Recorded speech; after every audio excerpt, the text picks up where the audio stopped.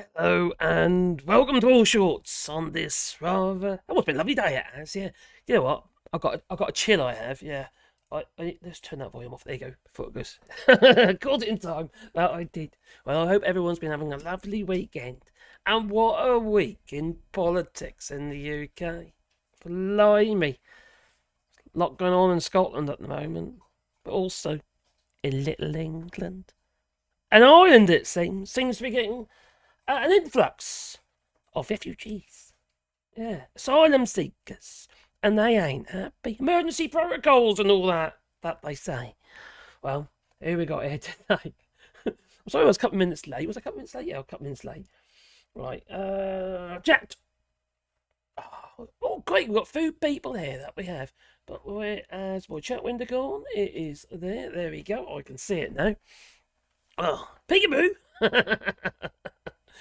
Hi, everybody. I hope everybody is doing well. Hello, Regan. I hope you're well, mate. B Dollars, hello there. Good evening, all. Bonsoir too. Please remember to hit the old like button. Please do, because it helps the channel, you know. It helps me and all, I suppose. My sanity. I need something, I tell you. But blimey, it's driving me absolutely bonkers this week. I can't keep up with it. It's just been so much. I've been a bit overwhelmed, to be honest. I want to make a video about this and make a video about that. And it's just, it's so overdone that it is. So, oh, Joe, I hope you're well, my friend. Good evening. Or, guten Abend. Oh, it's German. I had fish for dinner, apparently. A critical error. Oh, dear. I'll be hungry soon. Right, okay. Oh, is everybody in? Everyone's in, as in my dogs. They're all here. I'm just going to shut the back door. The front door. Right, dogs. Right, I think, if I give little doggies a treat, do you think they'll leave me alone? Instead of looking at me like that. Yeah, okay. I know. What have we got over here? All right. That's one. One's done. There's another one. Pandora. Where's Wally? Wally. Good boy. That's it there.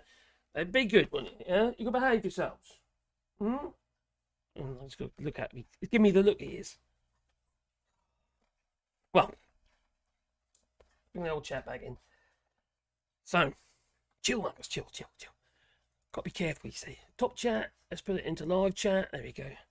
And let's make that a little bit bigger. Hello, Andrew. Evans, hello. And Catherine OG. Hope you're well. Gingers. Hello, Gingers. And Joel's been a member for 6 months. Blimey. Well, I'm still here. How many Tory PMs until the elections? I don't think we'll get any new ones for the election. I don't. There again. We might do. Who knows? Let's be honest. We don't really know when the general election is going to be. Although there were some predictions today. I heard. I think it was on Carol Vorderman's LBC show. I can't remember the name of the geezer. But anyway, I think it's some 11th of December or something this year. Who knows? I don't know. I think Sunak is going to drag out as long as he possibly can. Because whatever he does, nobody is listening. Nobody is interested in what he has to say. They just think he's an numpty. Well, I do too. Hello, Stomk. I hope you're well, my friend. Oh, Craig, what's been going on in Scotland as well? Well, I tend to think to myself, if Albert is involved, if they do manage to strike a deal, Usaf strikes a deal with Albert, maybe it's a good thing. I don't know. Maybe he might end up closer to independence. Just put that out there. But what do I know? Hello, gingers. I've already said that. And Count Binface! Definitely. Count Binface. Speak of the devil. I am rather fond of old Count Binface. He seems to have the best policies. He really does. Oh, here we go. How about this one? I'll tell you what. Let's start with old Count Binface. He's got a wonderful manifesto. And I'd vote. If I was in London, if I was a Londoner, I'd be voting for him to be London mayor. Yeah. Maybe. Oh, crikey, need to shrink that down. There we go. Oh, there we are. Let's listen to Count Binface's latest manifesto, latest pledge for London mayor. Hello, voters. Count Binface here. I have come to College Green in Westminster for 2 reasons. One, to share with you my amazing manifesto to be London Mayor. Two, because David Lord Cameron seems to think... Hang on a minute, what's going on here? Defection auto. Right, oh, that's might be something to do with it. Yes. I am done. I'm live. Oh, Christ, I got a missus in the background now. What are you wearing? Brian, what is that? I don't have any audio on that. Can't see any meter readings come up. I have a... That's weird. What have I got now? Right, let's have a look at my audio. Right, what's going on here? Properties, Southern Strain. Oh, that's why. Found out why. There we go. We're here. We are. Let's start again. Blimey, tech, eh? Hello voters, Count Binface here. I have come to College Green in Westminster for two reasons. One, to share with you my amazing manifesto to be London Mayor. And two, because David Lord Cameron seems to think that the clever thing to do is release social media videos where you walk confidently to camera and just spout a load of gibberish. So get a load of this, Dave. I am the only candidate who is offering two price cap croissants at £1.10. Blame Liz and Rishi for the extra 10p. I will rename London Bridge after Phoebe Waller. I will make Claudia Winkleman's Fringe Grade 1 listed. I will pledge to build at least one affordable house. That's right, voters, get a load of that. I will tie the mayor's pay to that of nurses for the next 100 years. I will ban speakerphones on public transport, with offenders to be forced to watch a box set of The One Show. Only Binface is offering you the kind of policies to put London on the map. On the 2nd of May, you know what to do. Make your votes count. And go fuck yourself, Dave.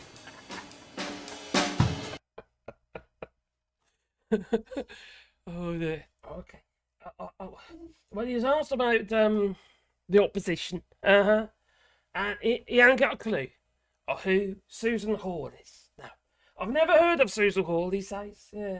Well, that's Count Binface, that is. Back into the chat. Well, people have been defecting, haven't they? We had a variety of Tory MPs defecting to other parties. Yeah, come on. Oh. Lee Anderson. 30p Lee Anderson. Dora, I'll just give you a treat. Oh, Chris, she's paining me now. Yeah, Lee Anderson. And now we had that Poulter geezer. Yeah, Dan Poulter. No, I think he's just not opportunist. I think he's saying, oh, crikey, I ain't got a job next month. Oh, no. Well, whenever it might be. Next year. This year. I don't know. Anyway, it's not going to be next month, is it? But he's not going to have a job, you see. And he's already said he's got to step down. So, I think he's just trying to click on there. He realises he's not, he's not going to be able... Dora! She's going, enough! Okay, I just got to give them one more treat, and then hopefully then they'll shut up. Now go and lay down, baby girl. Right, but not you. No, that's fine. So yeah, so Dan Poulter, I reckon he's just opportunity. He's just want to hold on to his job. He's took one look at work and in the old NHS and what have you. Getting back to that, and then if I cry, it looks like too much like hard work. Being a Tory, it was a free ride. So yeah, so now he wants to be. He wants to be a Labour politician. Right, okay, where are we? Do. Just one more treat, right? Yeah, it's pretty much. Oh, she's going to lay down now. And Sebastian's licking her bum. That's nice, isn't it? Eh? Never happens to me, no. So, hello, Rabinori, hope you're well, and Tom Finney. Tom Care, hello there. Binface for London Mayor. Definitely, I agree, 100%. Tom Finney, Darth Vader was just misunderstood. He is a true democratically elected leader like Sunak. Yeah, just the same. But yeah, crikey. How many votes did he get? Makes you laugh, doesn't it? 91 Lees, he got my vote, not the one show. Not the one show! No, definitely not. Box set, definitely not. No, not the one show! Hi, Mrs. Allshorts. Whatever that was. She's wearing some kind of, I don't know, some sort of religious cape. Device audio. Yes, I sorted it out. I was on the wrong sound card. And your 91 leads, I rap, Tom Finney. Hello everyone, Marcus. I had to move a toilet today. Whatever you have to do, you got to do it. I hope you didn't make a mess. That's all I can say to that. I had to move a toilet today. Where were you? Could have done with some help. Politics, well, that's not being connected, could not flush them away. Well, crikey. I've worked on some toilets that I have. Fitting toilets of people. And blooming macerators. Oh, horrible things.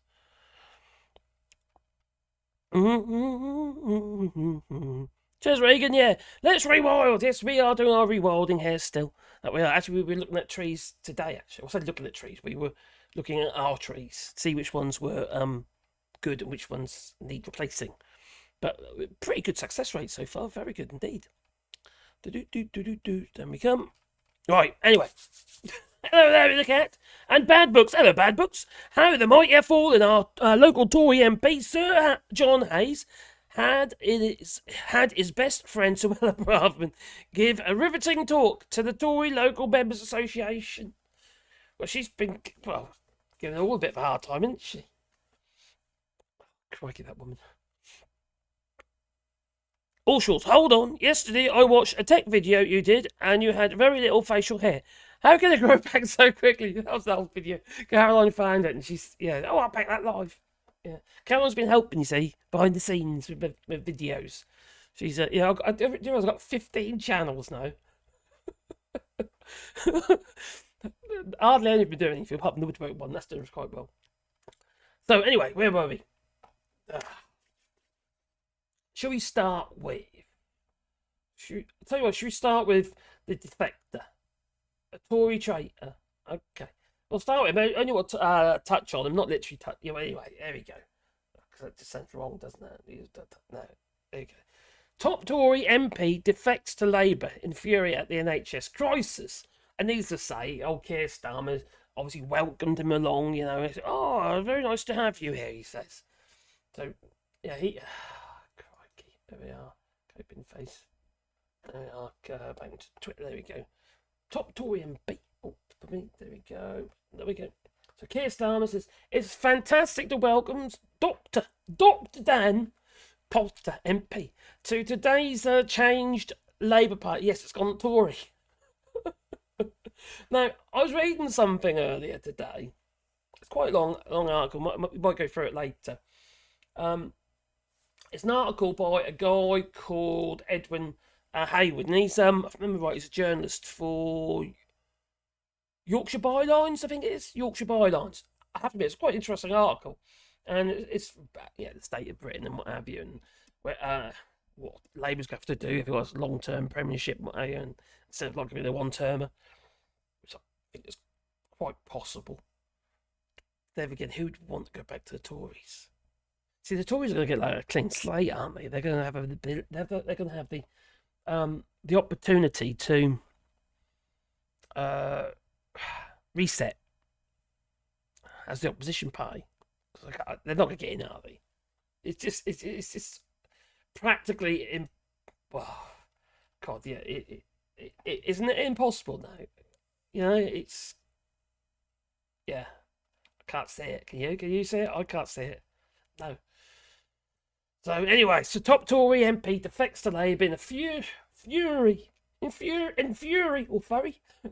NHS crisis. He's not happy with the state of the NHS, and he talked about how he wants to go back to work and work as a doctor in the NHS, and he's worried about how he's going to be perceived by his colleagues. Apparently, he's the ex-health minister, Dan Poulter, who also works as a hospital doctor, and says that Conservatives have become a nationalist party of the right. I can't disagree with that. No, can you? No, definitely not. But I still think he's probably just doing this because he's... Well, one thing, he doesn't want to lose face with his potential colleagues if he does go back into the NHS. But also, he's just... I think he wants to keep his job if he does get... Yeah. Will he keep Will he still be the MP for whatever constituency he is in? I don't actually know what constituency he is in. I should have checked that, shouldn't I? That'd been the same. Oh, for Suffolk and North Ipswich. Tractor boys, yeah, oh crikey. Well, not too far from my stomping old ground, you know. In Norfolk, yeah. Well, I'm Broadland. I come under the Broadland. Unfortunately, they could still squeeze in. Crikey. Look at West Norfolk and what have you. And Dolly's the Golfy. That woman is just incredibly, boring. She sends people to sleep. It's got to be said. And the NHS is and always has been a national endeavour. That was set out in 1944 when it was a Conservative politician, Sir Henry Willink, who put forward the proposals for a National Health Service. That's right, a Conservative MP from my home city of Liverpool who conceived the NHS. A good omen, I think. Really? Blimey. She's a crazy, that one, I'll tell you. But anyway, there he is. Dan Poulter, the MP for Central Suffolk and North Ipswich, who works part-time as a mental health doctor in as NHS hospital, announced he was resigning as a Tory MP and would be taking the Labour whip until the next general election in an exclusive interview with The Observer. Now, he said he would not seek re-election to the House of Commons at the next general election. Oh, so maybe not then. But writing in The Observer, he says he envisages a role advising the Labour Party on its policies on mental health while focusing more on his NHS work. Oh, okay, maybe I should take that back. We'll see. The Poulter said that his experiences on more than 20 night shifts over the last year in a severely overstretched Smaller in number, are we? But Department larger in mind. had been truly life-changing and persuaded him to defect to the only party he believed was now really committed to investing in improving the NHS. Is that by West Street and privatising another chunk of it or something? I'll tell you what. Oh, crikey. Wally Meds. Oh, nice one. Cheers, buddy. Where is he?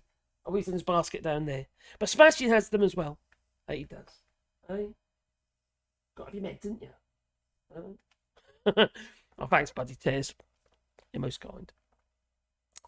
So, the other thing is, what about, oh, crikey, this thing here, suffering from the sick note culture. Rishi Sunak has vowed to get people back to work. But data indicates problems with the diagnosis and proposed solution. I don't see how this is going to work. Basically, it's talk about privatising the sick note system. How are they going to know what your actual history is? How are they going to know what you're suffering with? They're going to have to contact the doctors anyway. There's doctors have been saying, oh, well, I might relieve a little bit of load here and there, but, you know, some conditions ain't going to work for. The obvious ones, maybe, got a broken leg or something. But, you know, mental health conditions and stuff like that, which is Tory-imposed situation, isn't it, in many cases? Look at me. I'm a mental case. And it's Brexit, and the Tories brought that on. So there you go. Proved it. Well, definitely. Anyway, so will it be a company such as, I don't know, Palantir or something? Some sort of foreign investor? Such as Palantir? That means more of our data? Was this the plan all along when they got everyone to, you've got to go to your doctor and you've got to fill in the form if you don't want your data to be sold off. If you don't want your data to be a commodity or your health records and stuff like that. And just think to decide, whether it might be, I don't know. So, was this the plan all along? Or is this a conspiracy theory? Because now we've got this, haven't we? Privatising the sick note, what they call it, sick note culture. That's just silly. The doctors are not going to just hand out sick notes willy-nilly unless they think that, you know, that is what's required. If you haven't got a mental health system that actually functions, you know, my granddaughter, This was a few years ago now, actually. It took 6 months just to see a consultant, and she was struggling. She was right fruitcake. This is honest, but basically, she had fits in the sense that she had mad moments, aggression, and like absolutely lost, just loser, completely loser. And she needed obviously some therapy and counselling and what have you. First of all, she needed to see somebody. And it took 6 months before we got anywhere near anybody. Do you realise their average wait now is 18 months in the UK? Smaller in number, are 18 we? months. But larger in nuts. mind. Hey, nice one. More funds to Tories, mates, Marcus. Private medical insurance coming soon, even with LIBOR. LIBOR. In power. But you might have Alba. or an Alba coalition or something. Oh my God, it's all happening in S&P at the moment, isn't it? Crikey. Yeah, so thank you, Jay. Thank you, buddy. Nuts. So yeah, Sunak has vowed to get people back to work, but data indicates problems with the diagnosis and proposed solution. Now, Richie Sunak last week declared it is a moral mission. Moral mission. The man's got no morals. It was the guy he was flipping down the jog with the other day. Oh, Craig, this guy's been, I don't know, Russ something. Is it Russ? I think it's Russ. Oh, wait, he is. Russ Cook. I can't remember where he's been. He's been like running around the world or something. I don't know. He's done something like that. And Richie Sunak, there he is, right, doing the last leg. Right, like last 10 yards. About the benefits of Crossing the road. Strong family. The thing is, this guy here, Russ Cook, he's been doing this for quite a while. I don't know how long, but he's been doing this run for a long time. And he probably doesn't even know Richie Sunak is. About the benefits of strong family. Talking to people about the benefits of strong family. Talking to people. That's class. Because he is. It's like he's campaigning. He's campaigning to Russ Cook. About the benefits of What the hell? family. Talking to people about the benefits of What the? Oh, I see what you're saying. Hey, Joe. Joe, remember for 7 months, blimey, 11 years average wait. 11 years wait for transcare. 5 years for autism assessment and 18 months for psychiatric evaluation. Welcome to Tory Britain. And they're wondering why we've got sick note culture. Work that one out. Thing is, though, they've only got to say these things. There's people out there who believe them, listen to them, think, oh, yeah, that's all right, you know. It's headline stuff again, isn't it? People don't read the content or look at the detail or fact check. Like, you know, like Joe's just done there, you know? 11 years average wait for trans care. That's nuts. 5 years for autism. That's terrible. And 18 months, yes, what I was saying, 18 months. Only reason I know that is because my son's mother-in-law works in it, and she knows how long it takes. That's not good, is it? Well, obviously not. It's a stupid thing to say. Of course, it's not good. It's embarrassment. No. Well, been on the other side of the wall, okay? Other side of the channel. And seeing how it is here in France and how rapid everything has been. We were moaning the other day when went to the Limoges hospital because the wait was just under an hour. You know, normally it's like 5-10 minutes and you're in and you're out within 30 minutes. You know, if you're having a scan or an X-ray or something like that, it's usually very, very quick. But this time it was at Limoges and not at Saint-Junien, and it was slow. But the whole process is different. Now in the UK, as you probably know already, you have to you go and see you get referred, don't you, from a doctor or from a specialist, and you got to go and get your scans, this, that, and you get back again, and you got to wait like 2 weeks to have it assessed, and it's laborious. It takes absolutely ages. Within 30 minutes, I know if there's something wrong. 2 weeks ago. Was it 2 weeks ago I was in there? I think I did a little video, didn't I? I think it was about 2 weeks ago. I was in our local hospital here, having a scan. Came out with the results. The specialist came out and saw me there and then, and Tom, everything's fine. Don't worry about it. It's fine. There's no problems. So, oh shit, it's not that then. So, it's just rapid. Everything is rapid, and you get to keep all your results. We've got all our scans, all our X-rays, everything. So if you want to do a bit of Google, and it's Dr. Google, well then you can, because you've got all the information in front of you. I'm not saying it's a good idea to, but because you see all the wrong things, and then after that you do need psychiatric help. But yeah, it's just different kettle of fish. We get treated really, really quickly, and a bit like in Scotland, it covers all your prescriptions. All our prescriptions are all included within our healthcare here, and it's 2/3 paid by this directly by the state, and the other third is done by a insurance policy, which is very, very cheap. At the end of the day, you're pretty much doing the same, aren't you? You've got your national insurance and stuff like that. But you see, it does work. We've got no grumbles here. It's fast. We get seen to, and the treatment is good. What more can you ask for, really? And our doctor's lovely as well. So, David Drago, hello there. Hope you're well, David. In Spain. Have you chucked any more Brits out recently? Yeah, it's all going off in Spain, isn't it? Crikey. And then you got Tenerife. They don't want you there. The mayor, he sent a message, didn't he? He sent a message and he said, maybe you Brits want to rethink your holiday plans. We don't want you. That's pretty much what you're saying. It does seem very, it isn't just aimed at Brits, it's tourism in general, but it feels that way because obviously there's more Brits than anyone else, so it'd be fair to say that it is kind of aimed at us, really. But it seems to be spreading across the EU. There's not just in Spain. There's other places as well, in the Netherlands and that as well.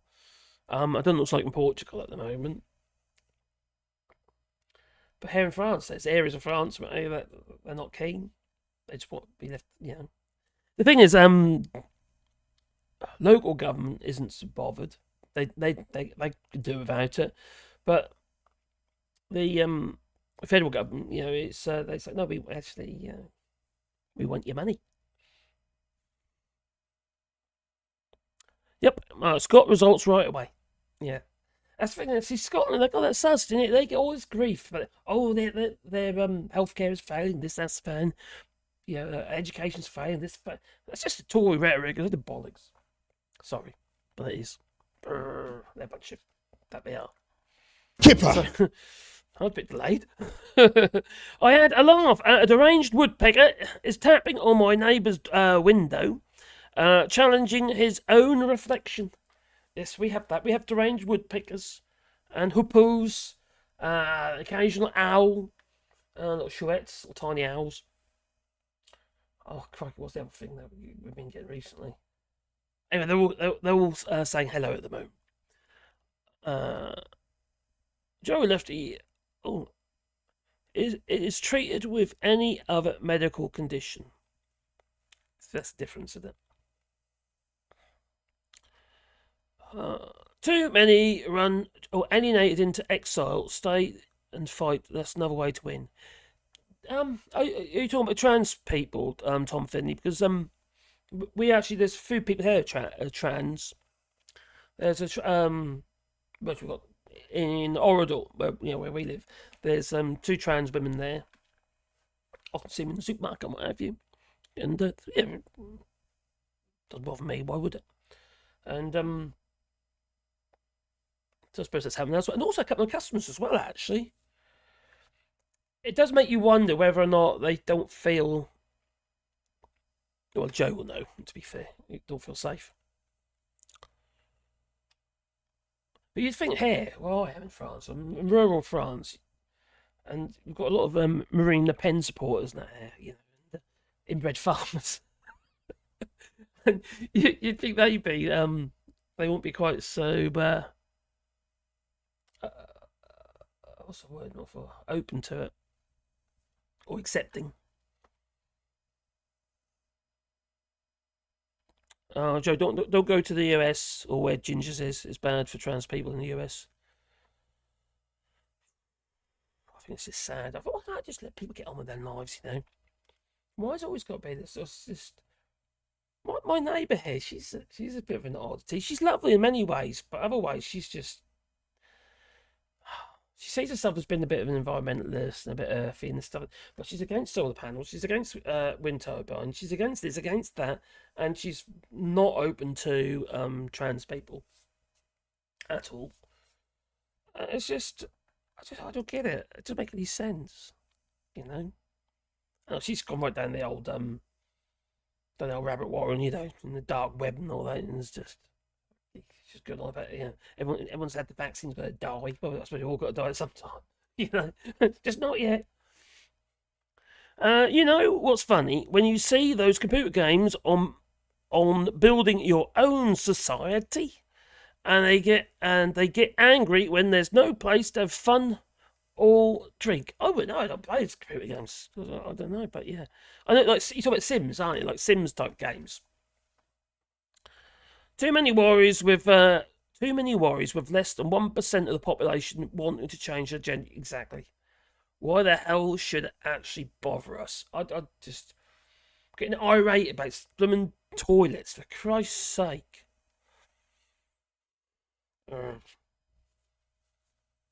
Stupid. Hello, phone box chicken. Hope you're well. And Veg Pie, hello Veg Pie. Hi all. Hi to you too, my friend. Hope you're well. And David Carroll. Hello, David Carroll. Good evening. Good evening to you too. Also popped in here. Who's popped in? And Steve McGowan, hello there. Here in Prague, fancy dress is going to be outlawed. Outlawed as a measure to combat English stag do parties. Really? I have to admit, some of the pictures you see online of these stag do's, they do look rather bizarre. And they're like, it's sticking like things up the butts and locks at night to them and stuff. I think what's all that about? Sounds dangerous to me, especially if you're being shaved. Blimey.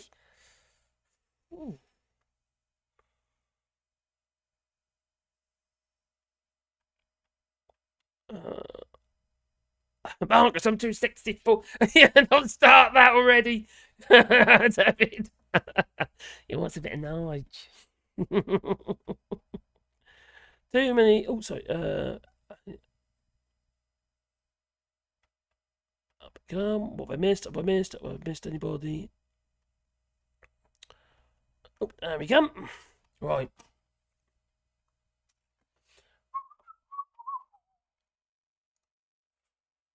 Oh, dear me. So there he is. He's decided that he wants to, he's defected to the Labour Party. But it does kind of, it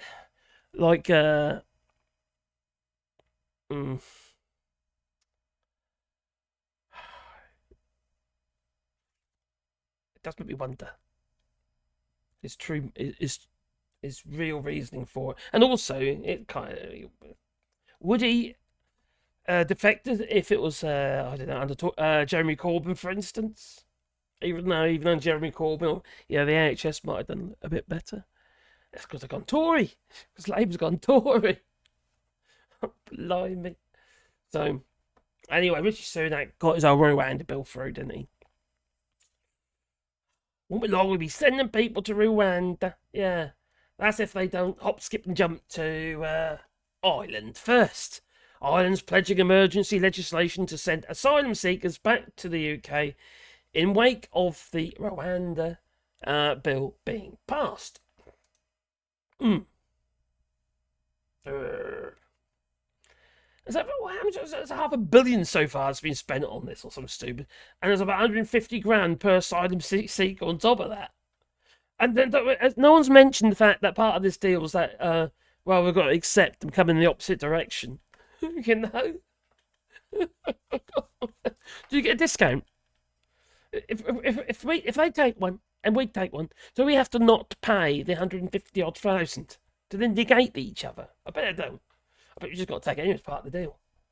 It's like when Sorella Brabham, she stood there, didn't she?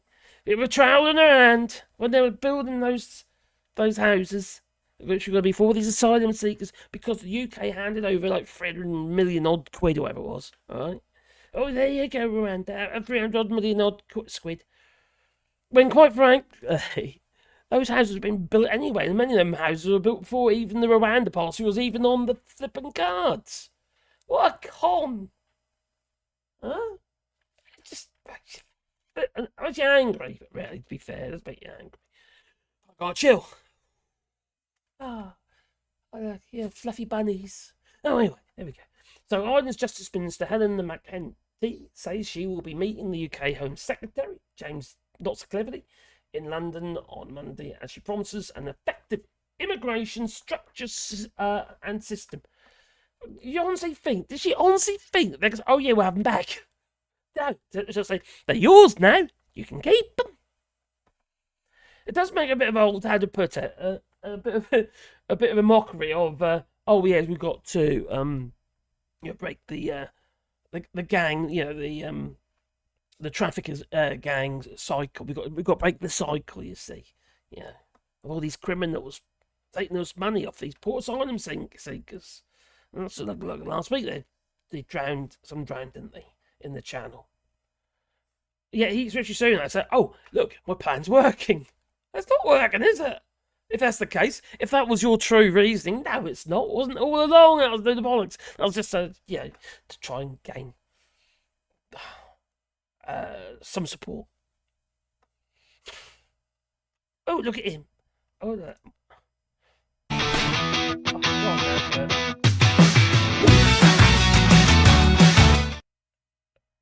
No volume. It's best way. Skip ad. That's what we do. The Deputy Prime Minister says that many of the people who are coming across in these boats are finding their way into Ireland. Are we simply exporting the problem now? Is that the deterrent?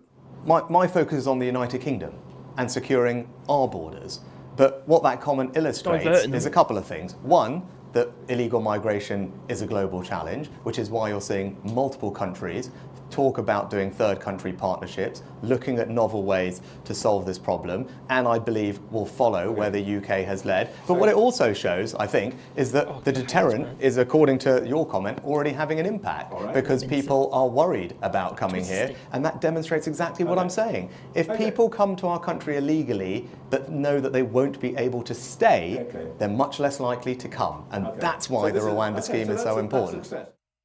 Or they go to Ireland. So how do they get into Ireland?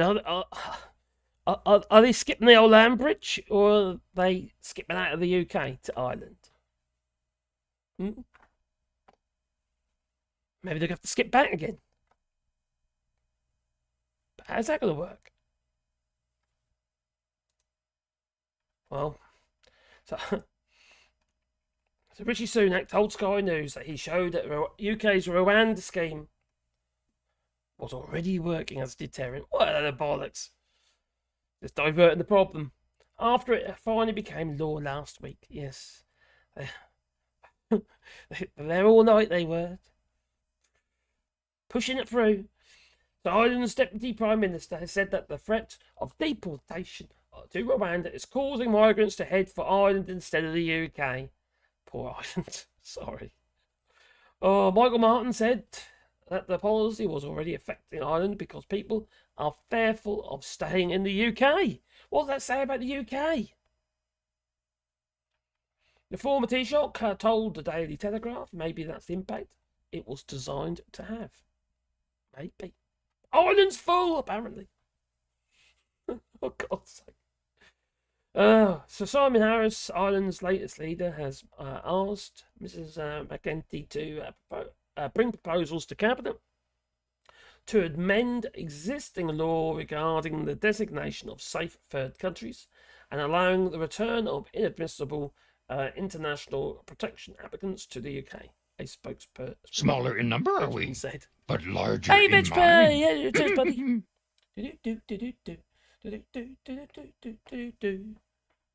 Who cares if he's waited 14 years? It sends a good message. Yeah, 14 years. He tried to make out, don't he? Oh, I've inherited all these problems. For Christ's sake. What was it, 2010 or 11 he became MP? He was there.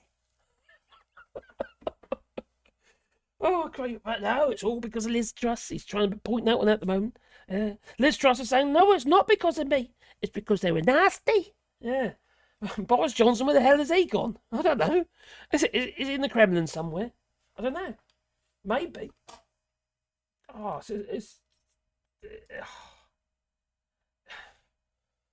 Anyway, it's all going to pot. The country has gone to pot. Hey, Lee Corn, I hope you're well, my friend. When you come to France, I've run out of beer. See, I've got half a pint left. I keep getting Tory knob MPs on my feed, crowing about the Rwanda bill and how historic it is. Oh my god, well, it's historic, isn't it? There's nothing good about it though. Hi Lee. Everyone's saying hi to Lee. Hello Lee. Hope you're well, friend. Lee's been there as well. And so was Ginger's. Steve McGowan, I have seen some things and I talk with some folk in the state, I can imagine. My electricity is from all green sources. How does that work anyway? Because they don't exactly reroute the electricity to you from green sources, do they? It's just case where they buy it from, isn't it? And certain amount of electricity ends up in the grid. It might not be green electricity. Your electricity might just be subsidised by green electricity. Your electricity might be dirty. I'm feeling quite fidgety, is Richie Eddie just? That's usually a mineral deficiency thing. Yeah, he ain't skint and is likely to eat very well. I don't know. I don't think he eats enough because he's very skinny and he clearly doesn't have enough exercise. Even Richie Sunak's got moobs. That's somebody who doesn't actually do anything. He's got that swimming pool. I bet he doesn't even go in it. It's paid by Russians. There's no safe routes. No, there isn't. There's no safe routes into the UK. France did propose a processing centre in France, which makes sense. I think that's what I heard Labour suggesting, wasn't it? But also I heard something. What crikey? Where was it? Something I got here. Am I right in thinking that somebody can say if the Rwanda policy works, if it works, they might stick with it. Labour might stick with it. That's be lovely, wouldn't it? No?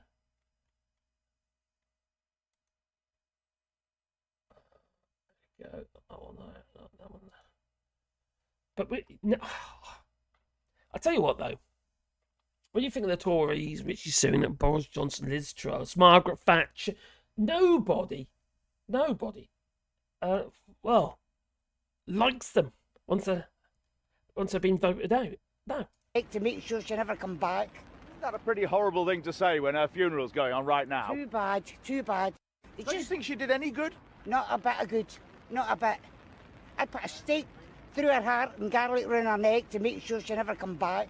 Isn't that a pretty horrible thing to say when her funeral's going on right now? Too bad. I could listen to this all day. Don't you think she did any good? Not a bit of good. Not a bit. I'd put a stake through her heart and garlic round her neck to make sure she never come back. Oh, the worms are wiggling around old Thatcher at the moment. Crikey, blimey.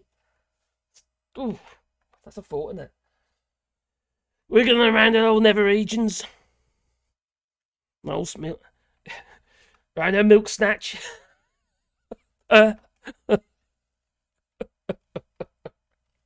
Sorry.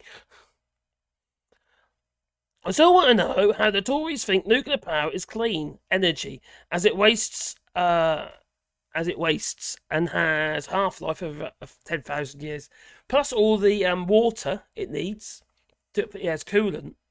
And here in France, they had to turn down the power of the power stations because the water levels were too low last summer. They couldn't cool it. And what's happening is, you see, the water temperatures were increasing too much and fish were dying. Which isn't very good. The dirty pigeons love a bit of Thatcher statue. That they do. Oh, dear.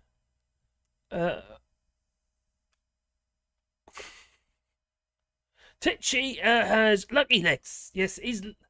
yeah, was it? Oh, I'm actually saying that he's got lucky legs. He's lucky they keep him up.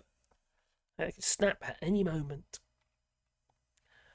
Unlike me, I've got fat legs. Crikey, I've got to lose some weight. I haven't put the on for since Christmas, but I've got to get rid of what I put on. Big time. Hello, son of Viking. Hope you're well, my friend. I didn't see you there. Irish unification just took another great leap forward, yes. Quite possibly. Oh, dear.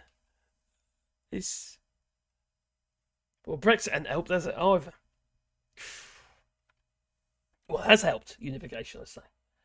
So, yeah, there's many reasons why we have seen an increase in migration towards Ireland, she told RTE. My focus as Minister for Justice is making sure that we have an effective immigration structure and system, but I can't see what she can do. What? That's why I'm introducing fast processing, and that's why I'll have emergency legislation at Cabinet this week to make sure that we can effectively return people to the UK. Is it actually possible under the current arrangements? Maybe somebody knows. I don't. I do not know. Sunak is the most malnourished looking billionaire I've ever seen. Maybe his wealth is another lie. But look at his missus. She's a skinny little thing as well. But at least she looks healthy-ish. He doesn't look healthy. He looks a bit kind of... He's got a bit gone, isn't he? I have to admit, it must be very stressful being the Prime Minister. Making policies that allows the family to profit. Difficult, isn't it? Marcus, you know what I mean, and I do my little turn on the catwalk. On the catwalk. I do my little turn on the catwalk. Yeah, well, what are you on about? I don't know what you mean. No. Nigel's a model, you know what I mean, and he does his little turn on the catwalk. On the catwalk, yeah, he does his little turn on the catwalk. Get him off, Nigel. I'm too sexy for my cat, too sexy for my cat. Poor pussy cat. Too sexy for my love, love's going to leave me. Yo. Open up, man. What do you want, man? The Lord just caught up with me. Well, on that note, I think we should, maybe. Where'd it go? That one? No. Is it that one? No. What's going on here? I do my little turn on the catwalk. Yeah, on the catwalk. There we go. Oh, there he is. I don't know if you're saying this. Joe's been busy. Yeah, Joe has. Room floor. On top of this, now they got me indicted for dabbling in election fraud. I had tried to keep them back from what they were about to see. How can I get away with it when they don't take hush money?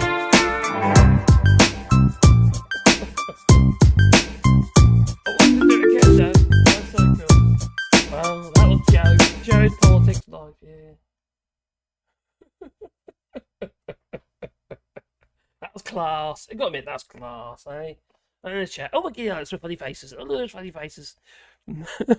Son of Viking, no, it's less harsh, mate, but still alive. I don't know what son of Viking say. Up we come. Son of Viking, the question is the Irish threat to deport them to the UK a greater deterrent than the UK threat to deport them to Rwanda? Obviously not. I know how I'd feel about it if I was an asylum seeker. Well, the other thing, I suppose, you could end up, well, yeah, Congo and all that, you know, you might get your Congos and your Rwandas all mixed up. It's quite possible, you know, apparently somebody else did, you know. I don't know if it was a Tory MP or something, was it? Maybe. Yeah. I've got to find it now. Oh, blimey, talking about time is all off.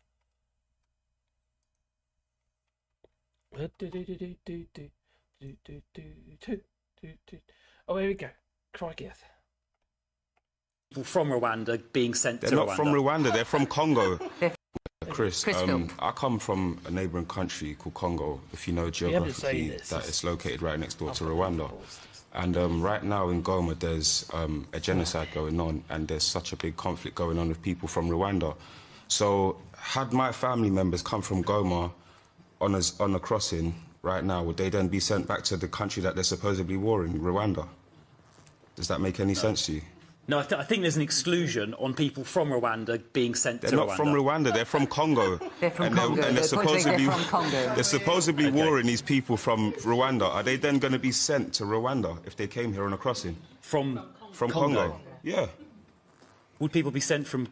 Well, I mean, Rwanda is a different country of Congo, isn't it? It's a different country. Yes. It is. Yes. He's saying if they come from a war zone in Congo, would they then be sent to Rwanda? That's the point he's making. So there is a clause in the legislation that says if somebody would suffer, I think the phrase is serious and irreversible harm by being sent somewhere, they wouldn't be sent. So there is that safety mechanism built into the legislation. Charles. Just the oh, that was class, I have to admit. But Chris, I come from a neighbouring country.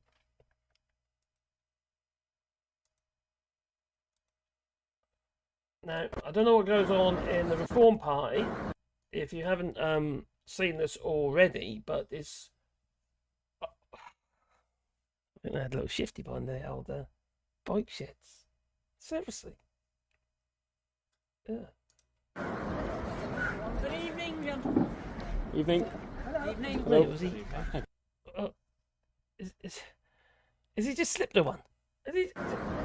Who was it? Could it be Anne Widdicombe? Must be Anne Widdicombe. It's got to be, isn't it? Hello. She's walking a bit funny. Yeah. It's really shifty. Oh, these people. Get the right button in a minute. I think I'd rather go to Rwanda. It's sunnier. No, it's less harsh, mate, but it's still alive. Yeah, I don't know if I'd want to go there. Oh, that Thatcher was the best PM for the kiddie fiddlers. What people? Oh, crikey. Oh, Jim will fix it. Oh, Jimmy Savile. He like a lot of kiddies sitting on his knee, didn't he? I wonder why. The dawn of the deadish. The Vidrago, who think the Spanish president, Pedro Sanchez, will resign tomorrow, and who think he won't? Well, he's under a lot of pressure at the minute, isn't he? Blimey. I don't think he will. I might be wrong, though.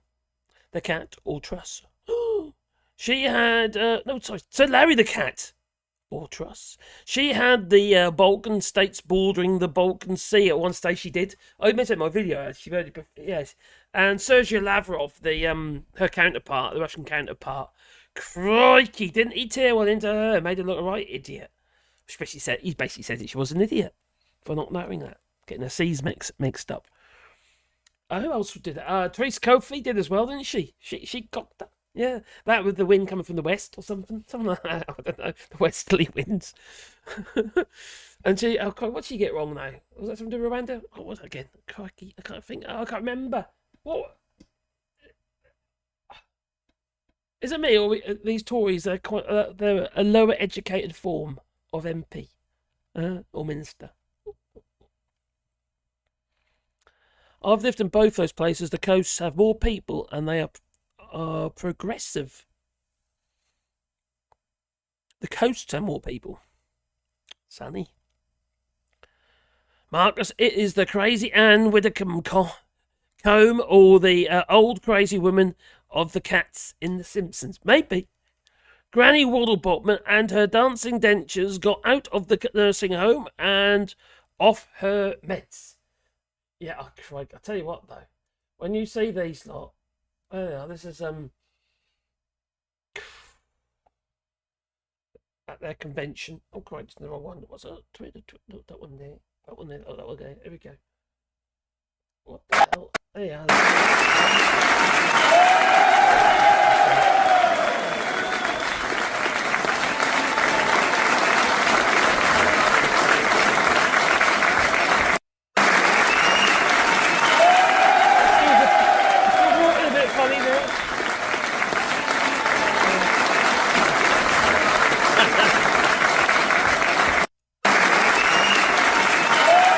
That's enough of that.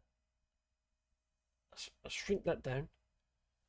Let's get it back. Oh my god, what have I done? I messed it all. I broke it. I've messed it all up. Blimey. There we go. Checking the old chat. You waddle bomb. Oh. There we come. Hello, Jacob Black. I hope you're well.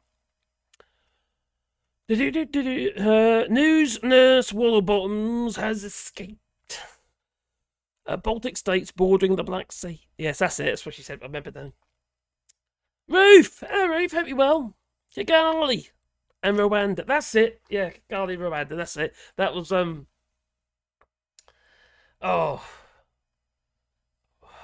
God. The wicked Whitcomb from the West. She probably had the Baltic states bordering the Balkan Sea. Just makes it up as she goes along, that girl. She does. Well, she does. She just follows goes with the wind, don't she? One minute she's Liberal Democrats. Next minute she's anti-Tory. Not anti-Tory, anti-monarchy. And, well, probably anti-Tory at the time, but now she's all pro-Tory. And now she's gone full-on right-wing nut-job Tory. She's just going where she gets the support. Opportunists. That's what they are. So I had to share... And it wasn't me. Oh, so had to share that it wasn't me vid back now. It wasn't me. Next door. Hello there. Most of those in there will be dead by the time, so that goes an election. I don't know. A young amongst them, is there? So. What are they doing in the old polls? What were they doing in the polls again? Let's have a look. 12.2%. That's scaringly high. Of the vote, that is, isn't it? Average polls over a moving 10-day period showing GB voting intention. But if the old Tories, if the new Tories get in, how long could they be in for? How Labour can avoid a one-term disaster, a Brexit and PR roadmap. Now this is a bit of a longish. I won't do it all at once. It's relatively long, but it's actually quite interesting. So he says here, this is by Edwin Hayward, who's a journalist for Yorkshire Byline Times. He says, Britain is at a crossroads. The next general election may determine the fate of the country. You don't say. Blimey, scary thought if they got in again, isn't it? For decades to come. But Labour face a daunting challenge. They must undo the damage caused by the Tories. Yes, but will they actually undo the policies that they push through? Probably not. They've already said they're not going to go undo most of them. And Brexit, while facing hostile media and volatile electorate. I did mention here about, it seems a little bit unfair that Labour is going to be under constant pressure regarding the economy and stuff like that, because obviously you've got the right-wing press. It's going to be put, every little misstep is going to be dragged through the press like it's some major deal. Just bring it a bit bigger. There you go. So they must undo the damage caused by the Tories while facing hostile media and volatile electorate.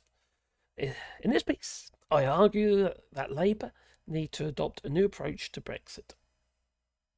What make Brexit work? Wasn't that their new approach? What a bit of bollocks that is. And that does not rule out closer ties with the EU or even rejoining. That ain't going to happen anytime soon either, though, is it? But I mean, not before the next general election. Most certainly isn't.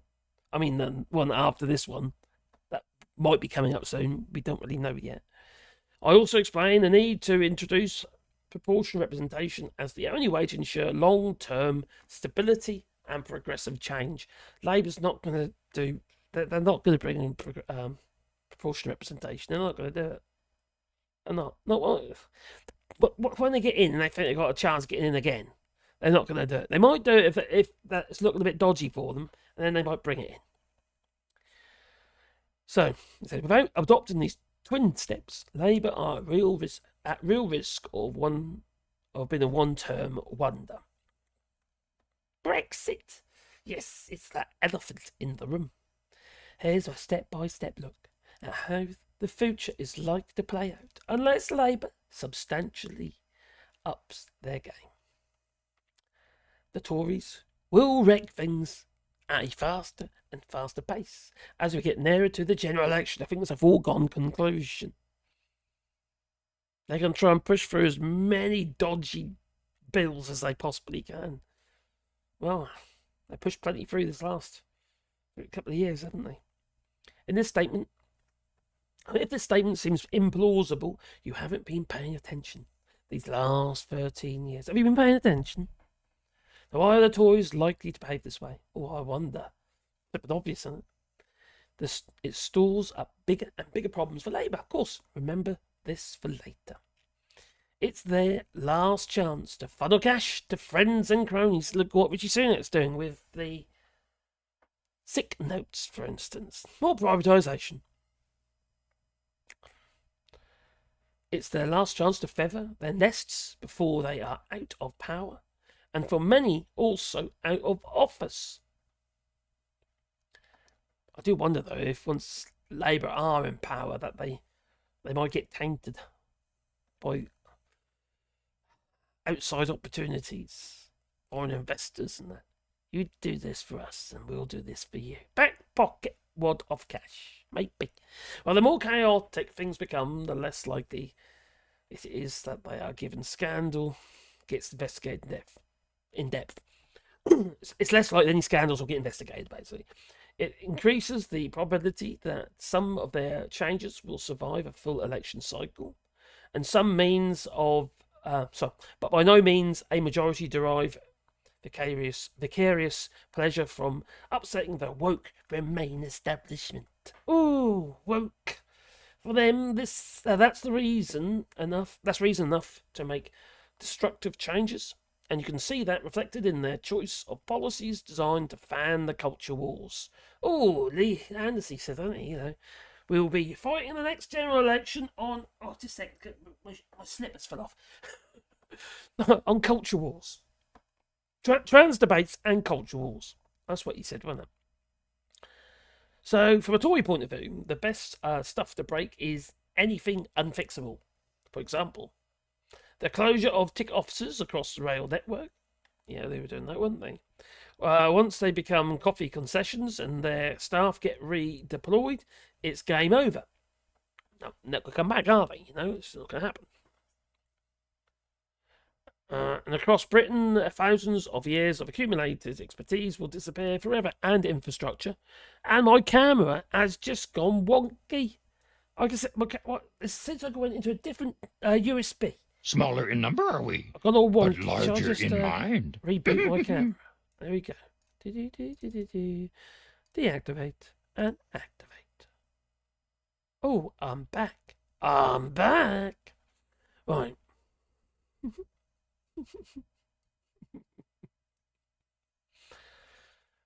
Technology, hey? At least I noticed this time. Oh, son of a... cheers, buddy. Keep up with it, Marcus. Did I leave a word out? Cheers, buddy. Thank you. There will be neither the knowledge nor the physical space to reverse the changes in the future.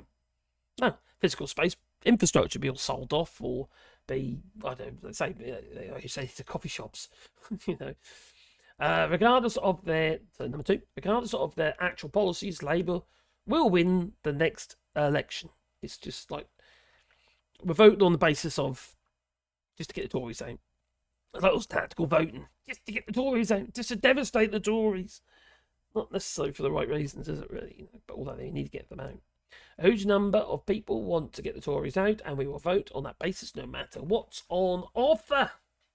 Yeah, make Brexit work. Yeah, bollocks. That's great for Labour, but only for one election cycle.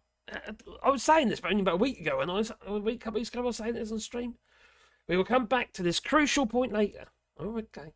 Once in power, their manifesto commitments will constrain what they can do. The Tories, by contrast, will have free rein. Literally, yeah, going to sit on the sidelines, aren't they? And just spouting in from the outside, you know, just causing havoc.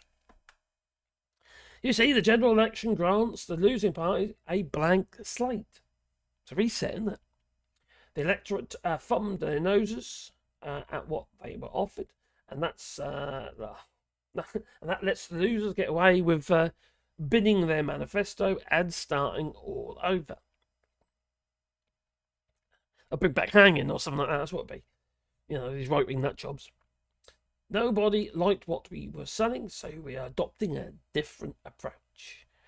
Maybe they're going to go all woke. Maybe they'll go all green. Maybe they'll start throwing soup over paintings or something like that. The winning party don't have the same flexibility throughout history, and pledges get broken and commitments forgotten.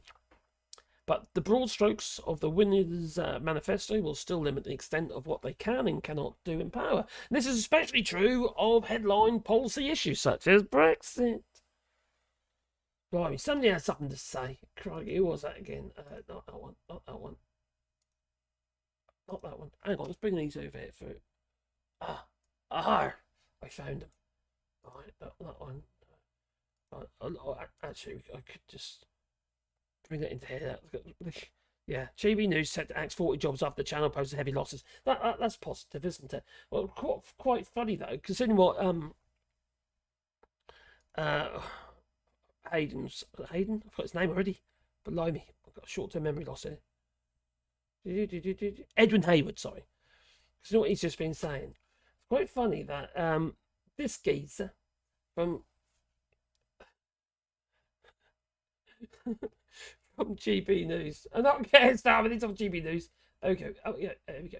There you go. Him. All right. Dougie Beattie.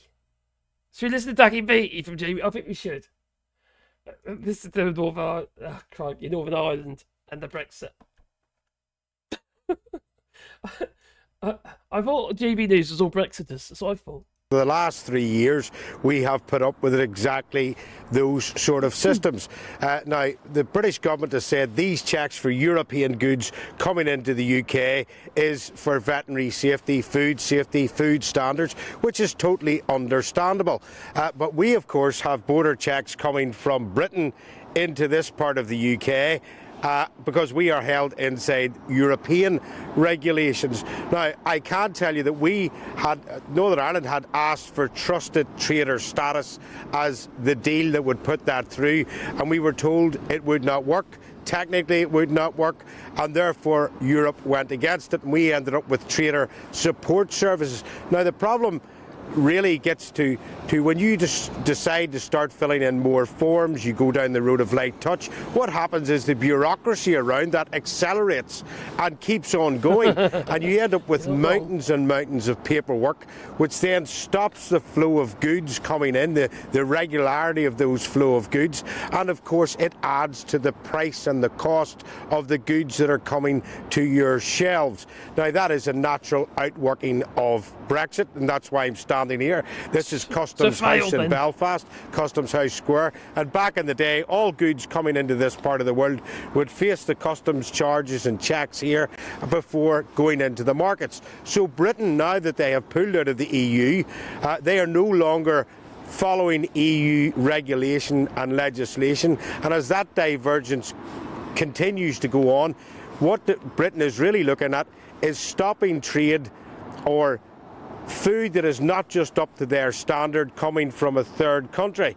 But that's slightly ironic because both Europe and Britain take food from outside the EU. So Argentina, Brazil supply much of the beef that comes into Europe, and that is put into ready meals, and that is really what they'll be looking at. So what Britain now will be looking at is checks on things such as pizzas that has meat from foreign countries, such as ready meals, and how that gets into our retail system will be crucial. And what will really light the touch paper on this is how much bureaucracy will come in on that as it comes into Britain. And of course in Northern Ireland it brought down a government. That government was put back up again by the promise that goods from this part of the UK would be able to travel in to Britain unfettered and go straight in without those customs checks. Where's Boris Johnson when you need him, eh? Welcome to the Brexit, sir. I'm sorry. Oh my God. Ham sandwich, anyone? Well, let's have a look now, chat. Hello, Marcus, the biggest fan. Hope you're well, my friend. Aye.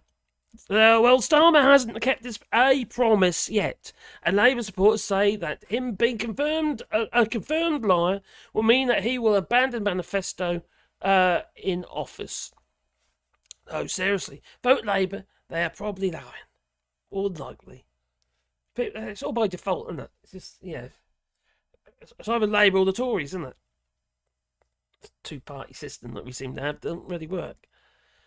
I watched on YouTube a show on ITV1 in 2007, Anne Widdecombe's versus prostitution, and she was trying to avoid prostitution. Oh my God.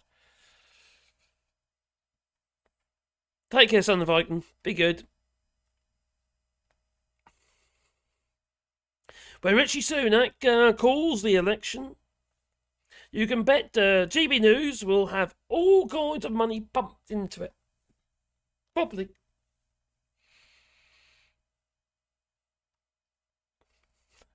Was Anne Widdecombe giving a speech to the Reform Youth Group? Was that the youth group, was it? Johnson, Rees-Mogg and Andrew Bridgen said that there would be no checks. You mean they lied? I think they might have done.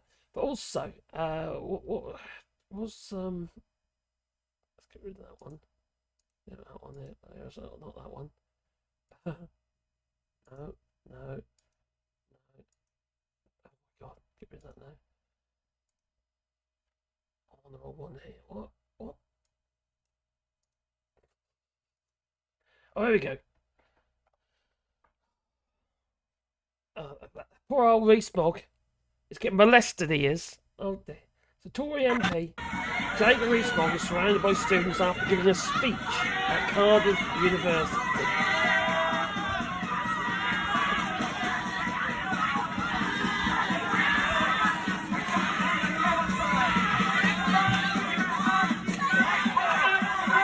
I wish I threw a milkshake at him or something. Snakes.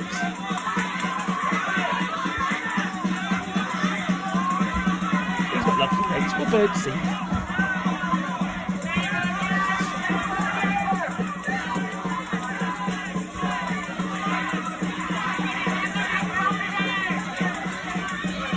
I don't think they like him.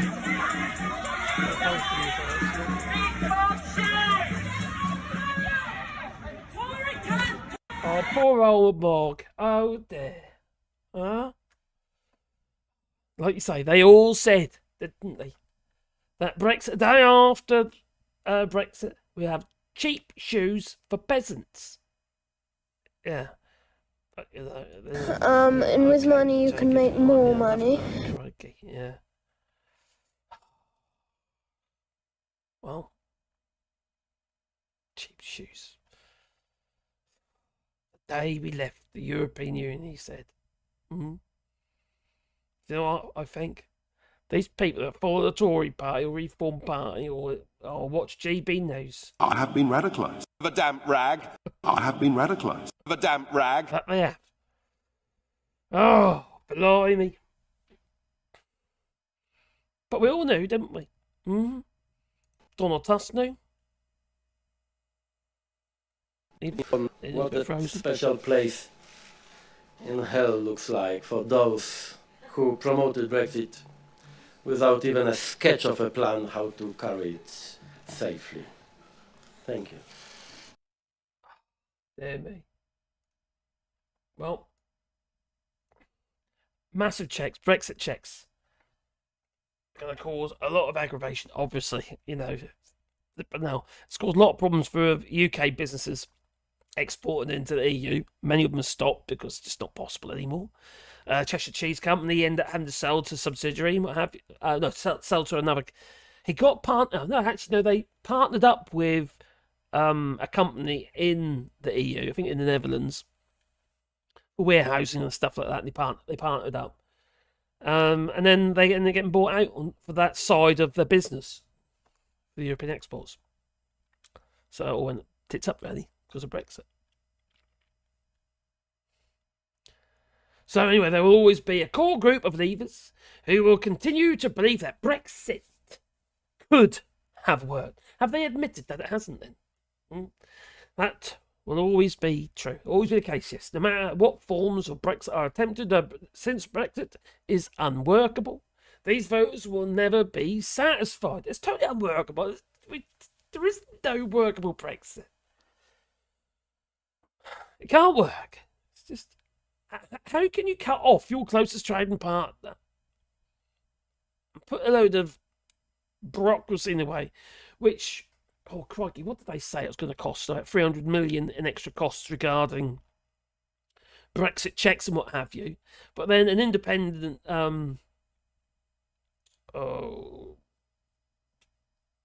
maybe they did it. They worked out for themselves, and it's going to be like 3 billion extra checks. Instead of 300 million, what the government said, in costs. Well, obviously it gets passed on to the customer, doesn't it? It's got to. What else can they do? So the only way to undo our Brexit problem is to make major changes of sort Labour has ruled out. No to single market, customs union, freedom of movement and rejoining. Got to make Brexit work instead. Now I'll be voting Labour, not because... I'll be one of these people, actually, and voting just to get the Tories out.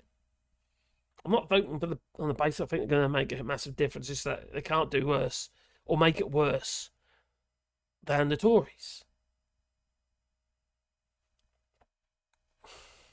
Feels a little bit wrong if you ask me. I feel I should be... Personally, I'd probably vote Green and what have you. But saying that, some of those people, the Green Party, they're crazy. You can't have a green economy without a economy, for a start. So anyway, the introduction of the EES for travellers going to the EU are expected this year. They haven't even got the app; isn't ready yet. No, so it's going to be apparently it's going to go live before even the app is ready, which is the thing that's going to make everything kind of work together. But no, it's all going to be independent. So anyway, so that's more damage Brexit is causing. So obviously tourism, what have you. Now in a third country, all the other countries are saying, oh, well, then, we don't have to accept you. We don't have to make your be as accommodating as we were before, because now you're on the outside. We'll have some Dutch or some Belgians instead. Some Germans, maybe. Well... So, yeah, so we're going to expect long queues and travel chaos. Not me, because I've got my card to shore. We go into the EU lane. Yeah. Sorry. Yeah. Anyway, I summarised the changes as best as I could in this table below. Okay, before Brexit, let's get that a bit bigger, shall we? It looks like it's an image. It is an image. Oh, hang on, can I zoom it up a little bit? That's a bit better. Still flipping small, isn't it? I hope that can get any bigger.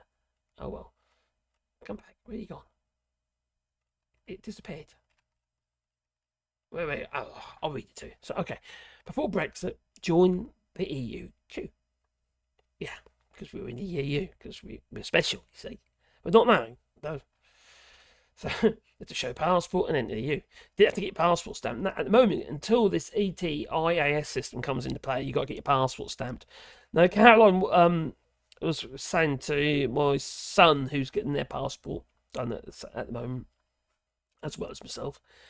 And Carol said, you might want to get yourself a thicker passport, with more pages in it. But I said, no, because if it's ETIS system, you won't need any more. There's not going to be any stamping.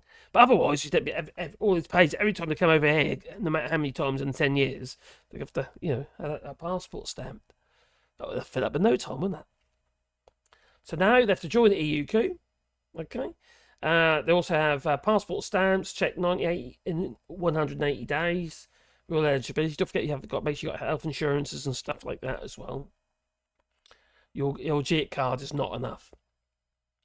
And also, you're going to have to pay first for most things. If you talk about actual accident type treatment, like for instance, you had an accident, that is all done through your JIT card, and it's you wouldn't have to worry about it. But if you want to see your GP or anything like that, or in France, for instance, you're going to have to pay I think it's about €23, and then claim it back from the insurance. But you can only do it if you've got insurance, can't you? To potentially supply additional documents such as proof of lodging. That depends where you go, and that does. Spain is starting hot up on that now. Or round trip ticket, or show proof of funds, which could be €97 a day. You've got to prove you've got €97 a day to spend. Oh, and also there's an extra fee in Spain now. Get added to your accommodation fee, so it'll be down to the hotelier to actually charge you. I can't remember what it is. It's about 3 or 4 euros. In Huge, was it 3 or 4 euros or €7? And also you have to apply for a visa. You still got, even though it's part of the part of the Schengen thing, as negotiated with the Trade Cooperation Agreement, you still got to have that little visa thing. Actually, technically, it's not a visa, is it? It's just an entry form. If entry is granted, you got to get your passport stamped. You got to enter the EU. That's what it's like now. In 2024, you got to register for European Travel Information Authorization System, ETIS system. Travel authorization prior to travel. And do you know it can take up to a month? They're warned. It should be almost instant, but it can take up to a month. And if, for instance, you have got a criminal record, you have to have an interview. It costs £100.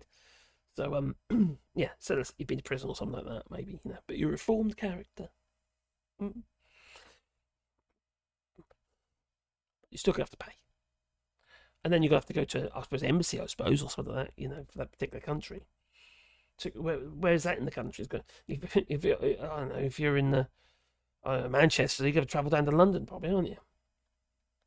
Just so you can get your little ETIS thing, whatever it is. So, and also proceed to the border control queue. Yeah, crikey. You got to submit your biometrics. That's the bit that's going to cause all sorts of headaches, especially if you're down in places like Dover, where there is not enough room to actually do it. Regarding the Eurostar, they've actually invested a huge amount of money on new kiosks and stuff with all the biometrics built in. They're going to do full body scans. Or maybe we're like those scanners that Jacob Rees-Mogg's going on about. You just drive at speed. Yeah, see inside leg measurement. Potentially supply additional docs such as proof of lodging, round trip tickets, blah blah blah, and show proof of funds. Passport control officer decides whether to grant or refuse entry, and then you get to enter the EU. That's the other thing, you see. It's the passport control's got more power against, third countries such as the United Kingdom. Now, unfortunately, I'm very sorry to hear. So, into chat. Down we come. I'm coming down. We're at the bottom now. Hello, that one angry pagan. I hope you're well, my friend. I didn't see you there. No. Okay, where we are. Right, so where was we? Okay, one angry pagan is writing some stuff that I don't understand. You say anything in there, you don't have a clue. Sourcing fireworks. Sourcing firewood. Muscles ache all over. I have that problem all the flipping time these days. Just flipping fibromyalgia. It's flipping nightmare it is. With ETIAS, it will be easier to control the circulation of tourists and others in the EU, and easier to put them in the database and refuse entry. So the EU list instead of a country. So a EU list instead of a country per country list. Well, I imagine it's going to be per country by country, but it'll all work together, I would hope. Be very handy for people like, I don't know, like that school teacher who abducted some young girl or something and went to the EU. Well, I think it was found in France 3 years ago now. 7 steps and you could be rejected on the 6th. Yeah, pretty much. I want to be free, says Tomfy, don't we all? I feel quite free here. You know, we've got the rolling hills, like Teletubbies right now at the moment. We've got the rolling hills, and it was all sunny and lovely today. It was, yeah.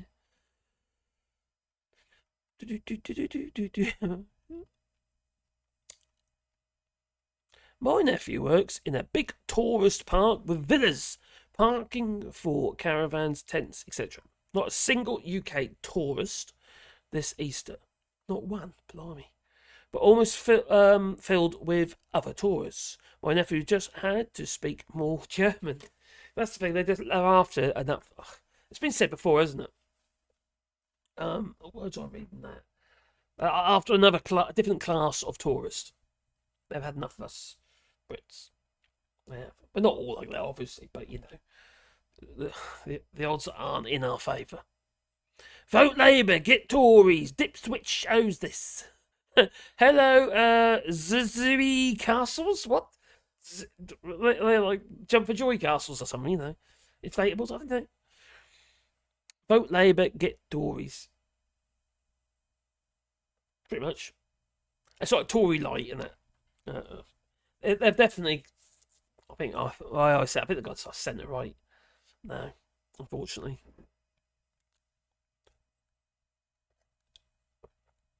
When I hear West Street and talking about reform of the NHS and saying that it wants to bring in more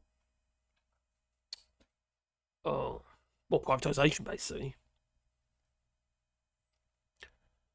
Don't Brexit, just rejoin the EU, says David Jaganago. Hopefully one day. It's going a long way off, though. Long way off. This isn't the Brexit they voted for, said Monks' biggest fan.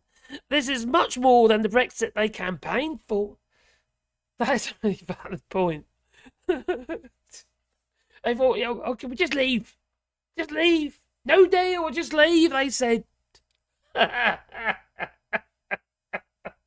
And it's shit. And that's with a deal. Oh, God. Hello, Vicky Clee, hope you're well. Not really. On the laptop, do the same number of characters and hit the @ and the T and and hit return. Okay. Tom Finney, I'm on my PC. It autofills your name, Phoebe. Yeah, that's the thing. When you do the @ you can on the PC, on your phones and stuff. Don't do it, does it? I don't understand why they can't have the same options on the app as they do on, say, for instance, on the computer. Okay, who's stealing Mog's pages? Don't you know he comes after you? Oh, he do. He leave you little notes on your desk. He will, yeah. That's what Mog does. He doesn't care. That happens every day when he leaves the front door. The great unwashed shouting abuse at him. Oh, crikey, yes. The older Jacob Rees-Mogg. Hello, living in France. Hope you're well. I'm living in France too. Bonsoir to you too. Well, shall we continue? I think we should. How are we doing for time? Hour and a half. We've done so far. Chill. Relax, Marcus, relax. I'm losing my voice already, I am. Can you tell? So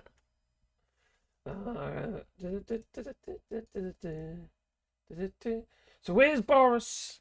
There's turmoil at the GB News. There's jobs about to go. 40 odd jobs at GB News. What a shame. Now, talking about Brexit now, shit it is.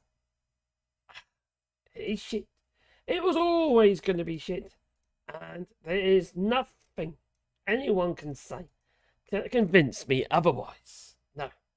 Because it is shit. There's just no getting away from it. It is shit. Yeah. Let's get rid of that one there. Get rid of that then. Okay. Right. So, Can you remember this geezer?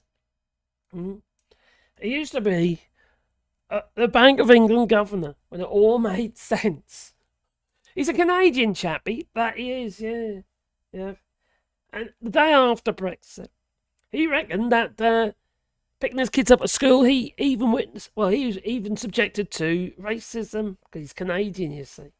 The day after Brexit. When you go back where you come from? Something like that, maybe. I don't know, anyway. Mark Carney. What did he have to say? Okay, remember, he's not in the UK. He's back in Canada. This is Canada 2020. Right. This was... he got it all right, he did, yeah.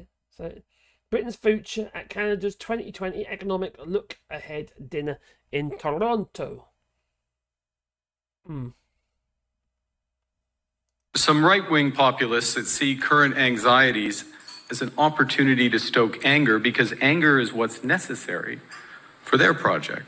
After all, people don't demolish things when they're positive or optimistic. I know this. Some right-wing populists that see current anxieties as an opportunity to stoke anger because anger is what's necessary for their project. After all, people don't demolish things when they're positive or optimistic. I know this. I know this from my time in the UK, where for years the rallying cry of Brexiters was broken Britain. And their solution to take back control was actually code for tear down your future. So while Brexiters promised that they were going to create Singapore on the Thames, the Truss government actually delivered Argentina on the Channel. Broken Britain. Does that sound familiar? I was last week. When politicians claim our great democracies are broken, it's not because they want to fix them. It's because they want a license to demolish. And it's a model that's been used time and time again. Create an external constraint to starve the beast of government in a misguided view that slashing will lead to growing. Night, Aston. Starving the beast was Pierre Poilievre's reflexive response to COVID. He saw a humanitarian catastrophe, and that's what it was, a catastrophe as another chance to slash spending and cut taxes. And remember that. When he shouts, axe the tax, he's really whispering, can the plan, and leaving us with nothing. Demolition is not a plan. And slogans, denials, and defeatism won't make our businesses more competitive, and they won't grow jobs at home. This sort of Pavlovian, and I've seen it time and time again, this Pavlovian... Oh, I hear the rest! Oh, no, about Pavlodian. Oh, there, he stopped. Well, it's just using Brexit as an example of how not to do things. Don't do this because it's a disaster. Look what's going on over there. Blimey, we've got these Tory blooming party that can't seem to do anything that is decent. No. Back into the chat. Margaret's the biggest fan. Pre-Brexit, so many cigarettes were allowed from duty free. Oh, from the EU duty free. No, none are. Oh, does it create a black market there? I'll tell you what though. Are we going to have like a black market for food? Oh, it's already started, isn't it? Yeah, getting like dodgy meat from Africa. African swine flu, anyone? Yum.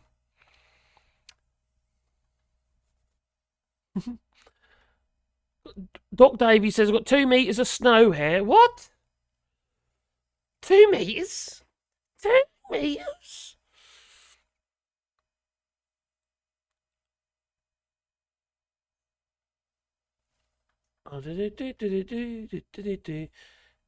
Raining. Crikey. No, it's a beautiful day today. We had rain yesterday. We had a lot of rain this week, actually. Hell of a lot. Too much. With these old French roofs, when you get too much rain, they tend to find the leaks. So, how can I mark the leaks? I've got a busy year this year for sorting holes out in the roof or pushing tiles back. That's the UK setting that policy. Nothing to do with Brexit, though. Oh. Well, give them an opportunity to do it. They couldn't obviously change it before, could they? I wouldn't have thought. Remember being weirdly fluent in French whilst on Brighton Beach, but I was trying to chat up two French lasses. Well, obviously you don't. You had a reason. You know, you want to get your end away. So Mark Carney was right. It is an absolute mess. Well, so what else is a mess? Oh dear. So this new Brexit tax on EU imports. Got to be said. It's what's coming. It's going to push up costs for everybody.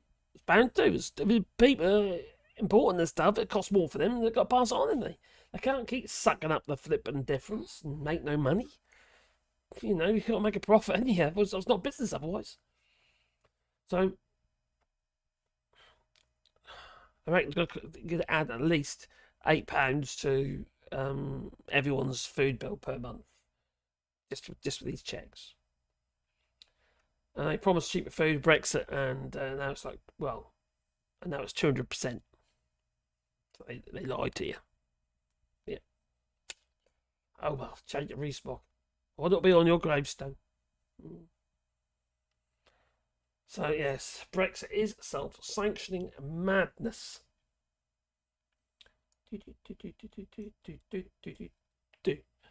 Oh, I wonder what this is. At this wholesaler in northeast London, they're preparing orders for customers. Sending food out isn't the problem here, it's getting food in. New post-Brexit border controls are impacting choice, availability and prices. These shelves are completely empty. This is a massive problem for us because we don't have anything to sell. A few months ago, they used to import 27 varieties of German sausages. Now they're down to 5. Deliveries have become tangled up in red tape and customs charges. You said a packet of your best-selling sausages costs £7.50. If you factored in all the costs you face because of the extra paperwork, how much would that retail price be today? We think at the moment around £10. That's quite a big That's increase, a 25% increase, yeah. Is that what you're going to have to do to your prices? Not all the prices, but some of them. In January this year, the government began phasing in new rules for all imports of animal and plant products from the EU. Medium and high-risk goods now require health certificates, which in the case of animal products need to be signed off by a vet to show they meet UK standards, which are currently the same as EU standards. And from Tuesday, they will begin to check documents at the border and carry out physical inspections. The government says all these processes will add £330 million a year to the cost of imports, but independent expert analysis for ITV News estimates the cost will be almost 10 times higher. And if all these costs are passed on to consumers, they'll add almost £9 a month to the average household food shop. The 3 customs and border professionals who've carried out this analysis wish to remain anonymous. All 3 are experienced and have advised wholesalers, supermarkets and the government on the impact of Brexit. They insist their calculations are conservative and do not include the cost of the safety and security declarations that hauliers will need to make at the border from the autumn. Blimey. The new rules are a bigger problem for smaller importers because the customs fees are largely fixed per consignment. Supermarkets fill lorries with food, smaller importers fill pallets. As a result, they end up paying more in charges per item. We showed our analysis to this customs expert who described it as robust. These numbers are estimates, of course, but they do seem to be based on fairly moderate assumptions. there's a tendency generally, if there are additional costs, they are passed down to the final consumer. And we've seen that time after time again. The government has delayed full border checks 5 times since Brexit. 2 years ago, Jacob Rees-Mogg explained that doing so protected consumers from higher food prices. Labour has ruled out rejoining the EU's single market and its customs union if it wins the next election, but says it will seek a veterinary agreement with the EU, which could reduce the red tape in both directions. The bottom line is none of this needs to happen. Nothing in Brexit means that we have to charge people these silly amounts of money to bring food into our country. This government has chosen to do it. It's chosen to pay for its own mistakes and how it negotiated by making consumers pay more for their food and causing shortages. The government says it did a rigorous assessment of the cost of the new border checks, but refused to share it with us. It insists the checks are fundamental to protecting the UK's food supply chain against diseases, and that they will have a minimal impact on food prices, with just a 0.2% increase over the next 3 years. I think we've got some sensible plans. I think they're proportionate checks. They're also important, by the way, because British producers of goods, particularly our fantastic agricultural sector, face those sorts of checks when they export, and it's important we have a level playing field. Before the referendum, some argued Brexit would make food cheaper, but a quarter of everything we eat is imported from the EU, and it's about to become more expensive. How much so will depend on how much of their costs businesses pass on. Joel Hills, ITV News. You can imagine you've got a mixed pallet. You get different goods on the same pallet. How much that's going to cost? It makes it totally unviable, you know, it's just crazy. That's Brexit for you, isn't it? You know, it's not exactly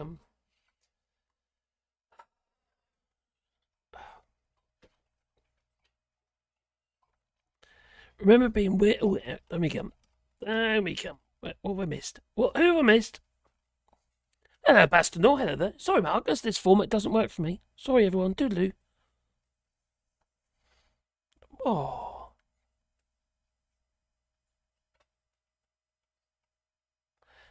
This report is bargaining at the wrong tree. The EU will not accept EU animal products. The EU will not accept EU animal products without the UK applying the same rules as the EU. Of course.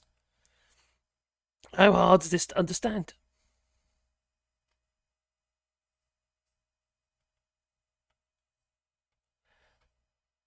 The Vienne River burst is banks. Oh, crikey.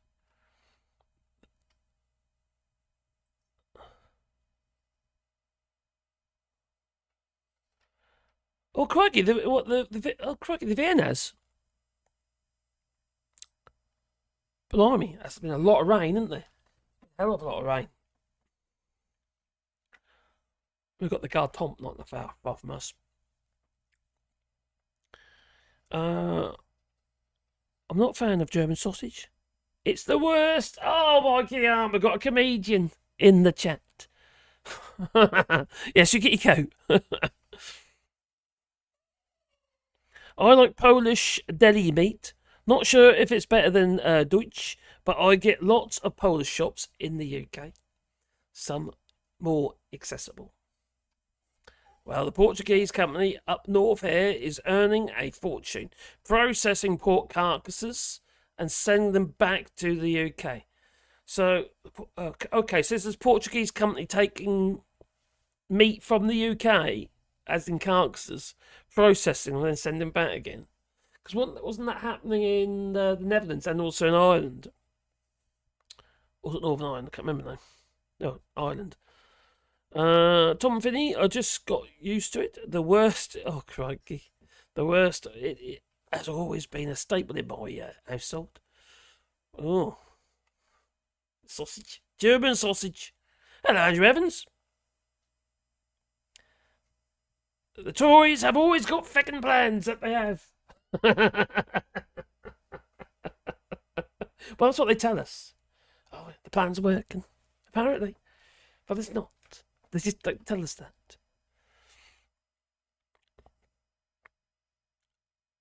What's happened to the new pork markets? That was probably... Yeah, I don't know. I haven't got a clue what's happened to the new pork markets. Have you got any idea what's happened to the new pork markets? In December, I'll be in Beijing, opening up new pork markets. So happy for yourself.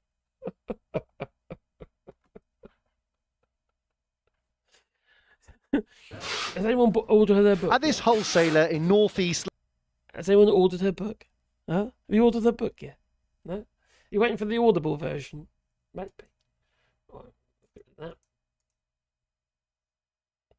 That. Done that one.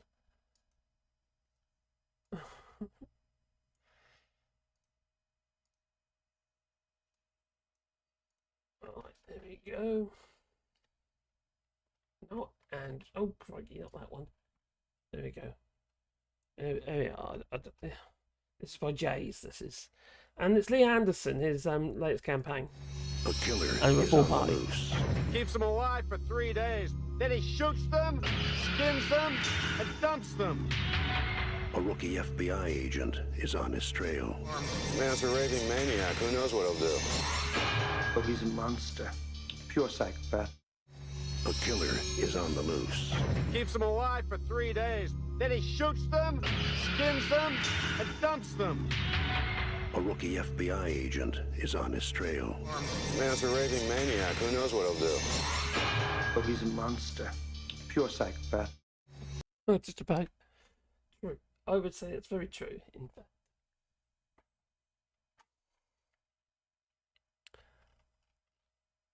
I'm used to poverty, Joel. Born poor, live poor, die poor. Yeah, times are tough, mate. Lots of people are struggling at the moment. I love Italian cold meats and sausages. I tell you what I don't like, cold meat wise, I do not like all that processed stuff. Pressed kind of nasty type, weird, like salami type stuff. Get a lot of it here in France as well, and it's all the, you know, don't like it. It's just processed.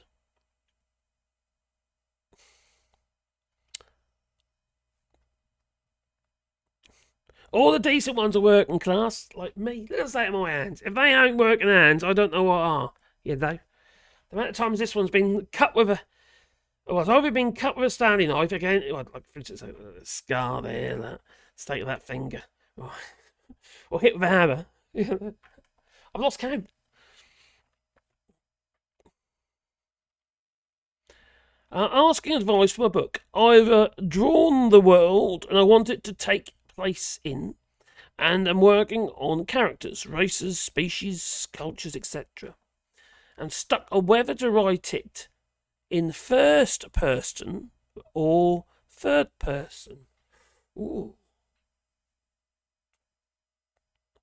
I've already seen a sample of how you're going to write it. I don't know how I would just respond, because some people would do it better one way or the other.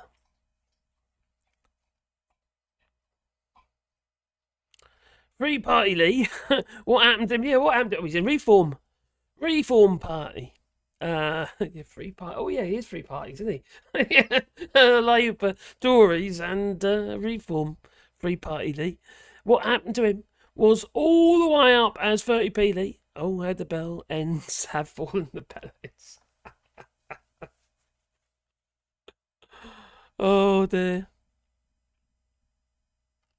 Try Portuguese cold cuts. I like Parma ham, but also like Jean Cru, which is basically like Parma ham, pretty much. Just curd ham.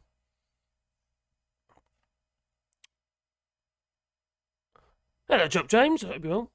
Nice piece of steak once in a while from the local butcher here. God, I can't afford things like that. Phew. Sounds expensive. Thing is, my dear wife, she's vegetarian, you see. So if we're going to eat together, well, it's going to have to be vegetarian. I made it I don't know, chili today. I've made 6 litres of chili. And 2 of us, 6 litres of chili. Bean chilies, you know. Beans, or 3 bean chilies, and plus obviously the veg and stuff. God, it tastes so good. It really does. Hello, Vigor. Well, hi all. I'm glad I've arrived in the first half of the stream. Is it okay? Just about. Oh dear. Try haggis. I've never tried haggis. Never ever had haggis. Best sausage in the world, and only the finest ingredients. Was it canned? Canned haggis. You can get canned haggis here. Hey, Becca, you got to sing now as you are late. You got to sing. You got to sing. Take my bacon and my beer, and there will be trouble. I cannot be a vegetarian, and I would turn cannibal properly.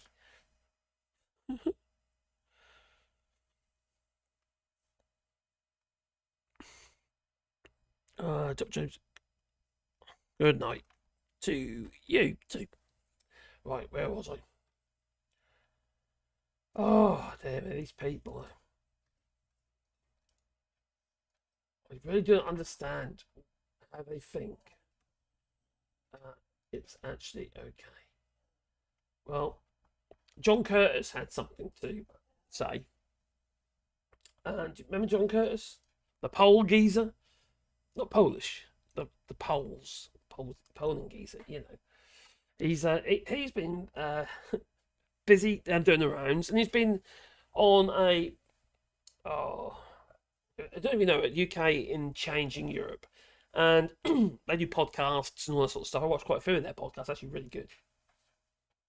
Anyway, they were interviewing John Curtis, and it's called Unlocked with John Curtis. What can you say, really? That's the wrong one again. There we go. How about that one? There we are. Oh, there we are. Oh, dear me. All right. Unlocked with John Curtis.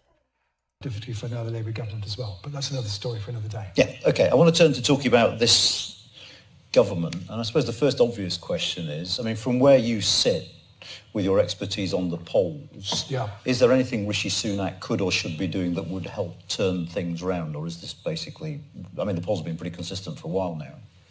Yeah, I mean, there are three things that Mr. Sunak has always needed to do.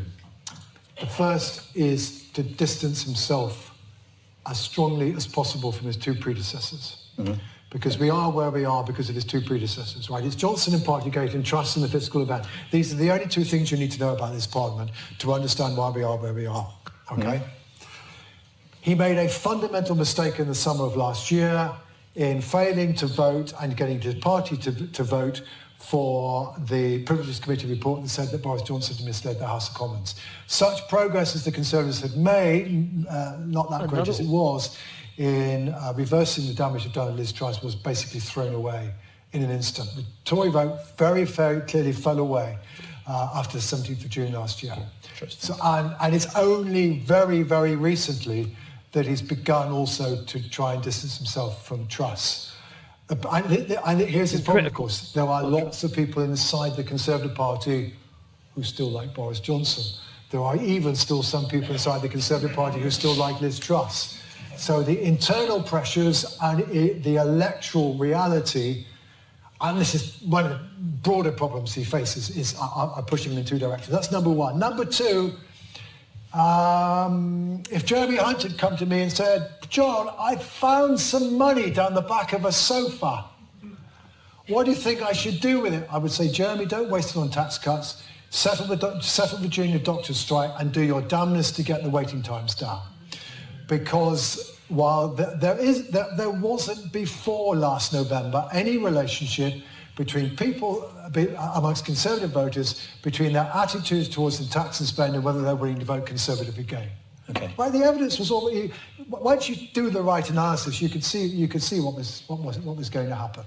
But of course, again, the problem is it's an issue where it's very animated.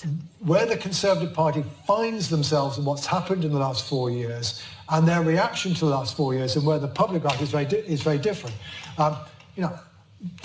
The existential problem the Conservative Party faces is we're a party of the centre-right. Oh dear, we have just presided over the biggest expansion of the state since 1945. We're down in the polls, so it must be true that the reason why we're down in the polls is because we've not been true to our beliefs. This is not how the public reacted. The fascinating thing about public reactions so far is you do not find in the data evidence of what we call in the trade a thermostatic reaction against the expansion of the state. People have so far not said, hang on, time to get the tax burden down. And it doesn't matter if we don't spend quite so much on health. The reaction is the opposite. And, we won't know the answer to this for 5 years or so. But I certainly think at least a question that now faces us is whether or not the pandemic is going to have the same impact on our attitudes towards the state as the last World War did. In other words, that experience of the pandemic, has it meant that people said, hey, you know what, the state can sometimes be rather important? Now, we won't know the answer to that for quite a while, but certainly whereas the Conservative Party has reacted against the expansion of the state, the public hasn't, which is why they're misreading the signals, right? And the other thing he needs to do, but of course it's very difficult, much more difficult for him to do, he needs to try and improve the economy as much as possible, improve people's living standards, but then also crucially, and this is the really difficult bit, he also has to be able to claim the credit for that. And one of the problems he faces is that basically, whenever you start talking about the economy now, all the opposition have to do is Liz Truss. End of argument. And it's so difficult for the Conservative Party to escape from. That is a disgrace. Really? Oh, I reckon so. Well, blimey. Do you think he's right? I think he's got some thing there. Remember the rest of the can't loss, though. Follow the... Oh, there we go. Skinner, are you familiar with the Ingle Borough and the only place south of the wall that the Romans couldn't take, held by Brigands? Oh, crikey, where are we going to build the wall? We're going to build the wall. When I went there for the Three Peaks race this last weekend, pint in the station inn. A friend of ours did the Three Peaks. Actually, he's actually in the SAS. But he did that about 2 years ago. Or 2 years, or was last year?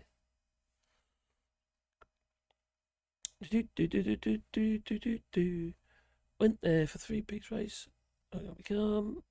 Okay. Take care, Rab. Laters, Rab. You lot are gits, by the way. I'm starving. Now, all this talk of food, yeah. There's a lot of food talk here. And now they talk, oh, crikey. I draw the line at liver, kidney, and sweetbreads. Oh, God, I can't stand liver. It's like steak and kidney pie. I can't stand that either. Ooh, horrible. I don't want to eat awful. No.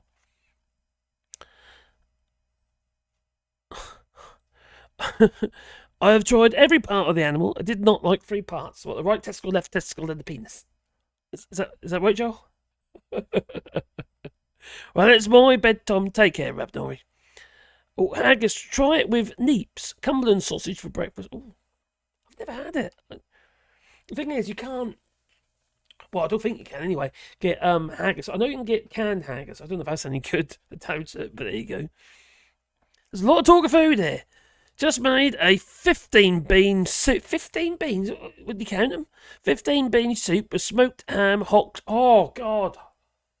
Oh, it reminds me of Boston baked beans with a hock. Oh, really nice. Sheep lungs and offal. Some barley and spices and sheep's stomach. That doesn't sound very mouth-watering to me. The idea of eating anything that is not the flesh sounds awful to me. Oh, the tin haggis is good, is it? I've never tried it. I think you can get it here. One of the people, one of the subscribers on the channel, is Andrew Robinson. I know that he gets the old canned haggis. He's Scottish. Oh my God, lots of food talk here. God, better. Oh, Troy haggis, best sausage in the world. One angry pagan. What do I usually prefer? First person. I like to be drawn into someone's life. Do you know what I mean? Into their conversation and experiences, instead of talking about somebody else's. That'd be my preference.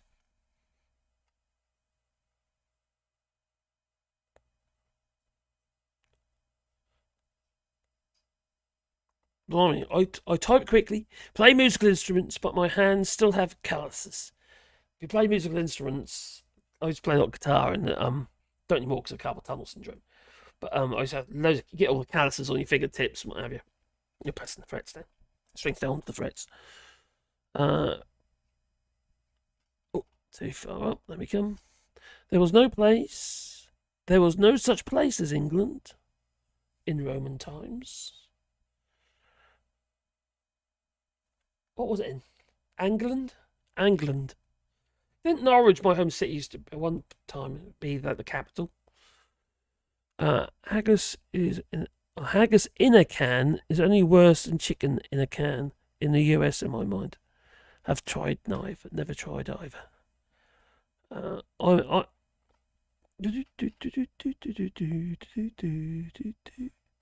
Canned haggis is a blasphemy. Worse than a Frey Bentos pie. I do not like Frey. I do like suet though. I do like suet. You can't get it here. The French don't do suet. You have to get your suet imported. Oh my god, it's not that easy anymore, is it? No, it's not. I forgot what I'm doing now. All out of kilter. All out of kilter I am. I think I'm going to call it a night in a minute because I'm so tired for some reason. I'm losing my voice already. Oh, they've done that one, done that one, done that one. I was going to do more of the Edwin, but I think I'm literally going to lose my voice if I carry on with Edwin Hayward. I do have a question for you though. If this family moved in next to you, what would you do? Okay. What would, oh, the wrong one. That's why. There you go. What would you do if this family moved in next to you? There we go.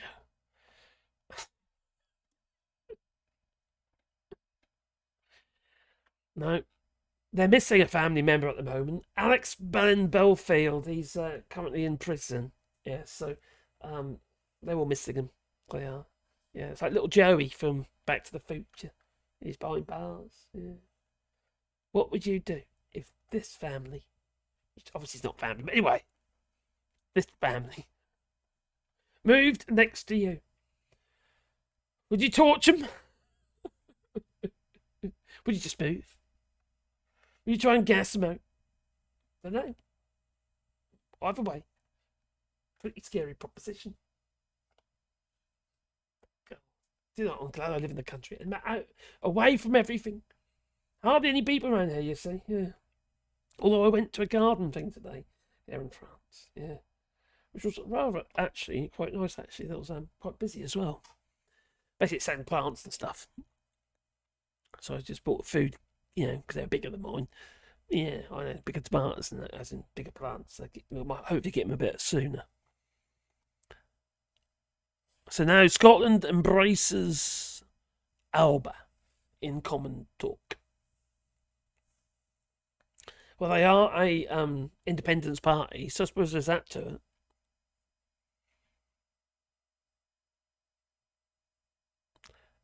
it. We call the Scots Albanware. Do you? Almost the same. The difference is we use rice to stuff the stomach. Okay, interesting. What's that? What's that? Good night, Matt. Take care, my friend. Be good. Oh, Bouchot. Is Bouchot similar? What, haggis? God. Talk about awful again.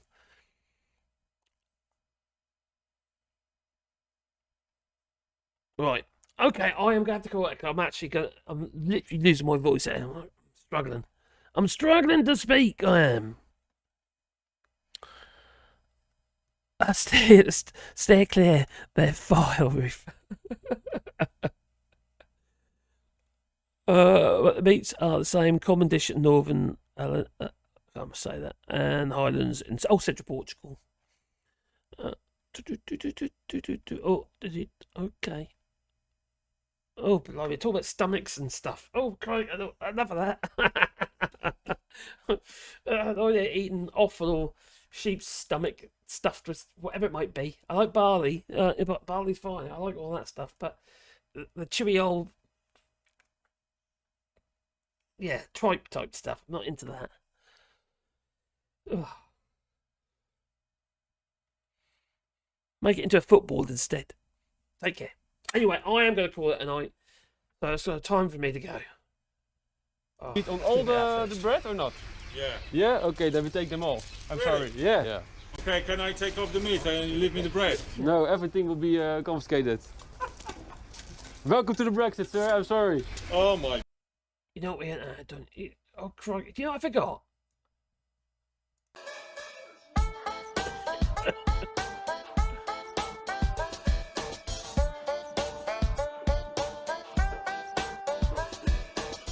Good night, Mark's good stand. Be good.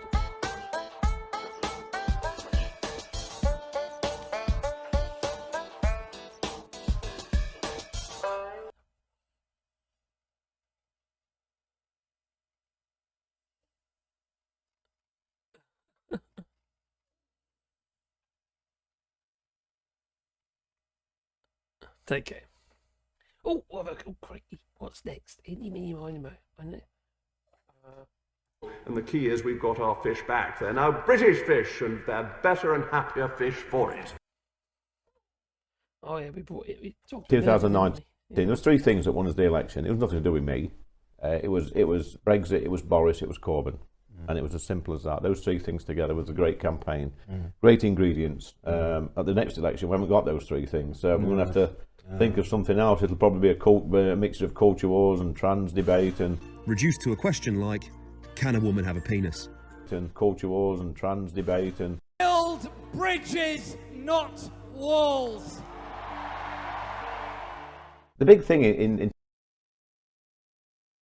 Stand up and fight.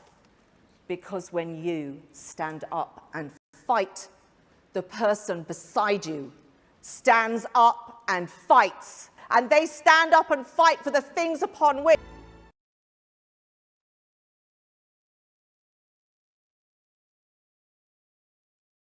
I think, on balance, Brexit has been a significant success for this country. But I do acknowledge we wouldn't have a better method of supporting farmers that strengthens the environment as well as enhancing food production if we were in the common agricultural policy. And obviously, all who big joined us benefits of tonight. Brexit.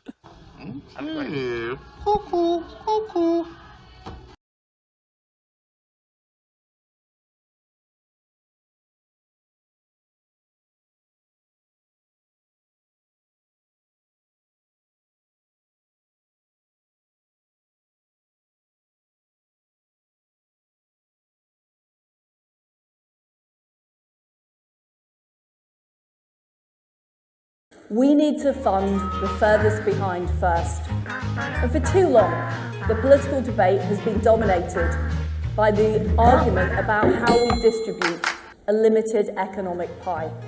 Instead, we need to grow the pie so that everyone gets a bigger slice. There are more people in this audience who voted for Boris Johnson. So we get Brexit done. For the Conservative Party than for any other single party here. So let's have a show of hands, shall we? Who believes Boris Johnson was telling the truth yesterday? Tell me, isn't the sheriff supposed to be courageous, loyal, and above all honest?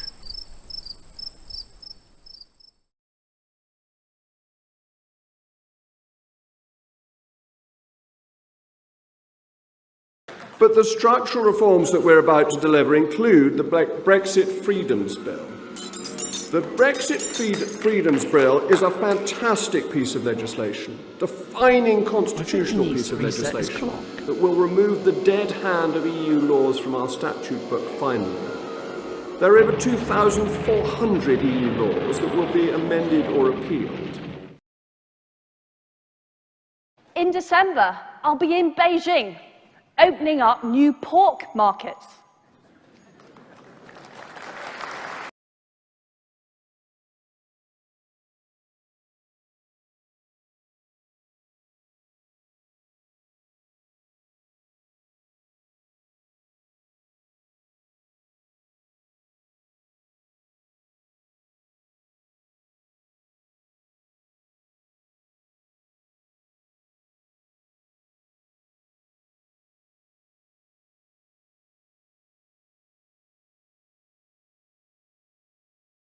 Hey, Alistair, I didn't see you actually gifted 5 All Shorts memberships. Cheers for that, buddy.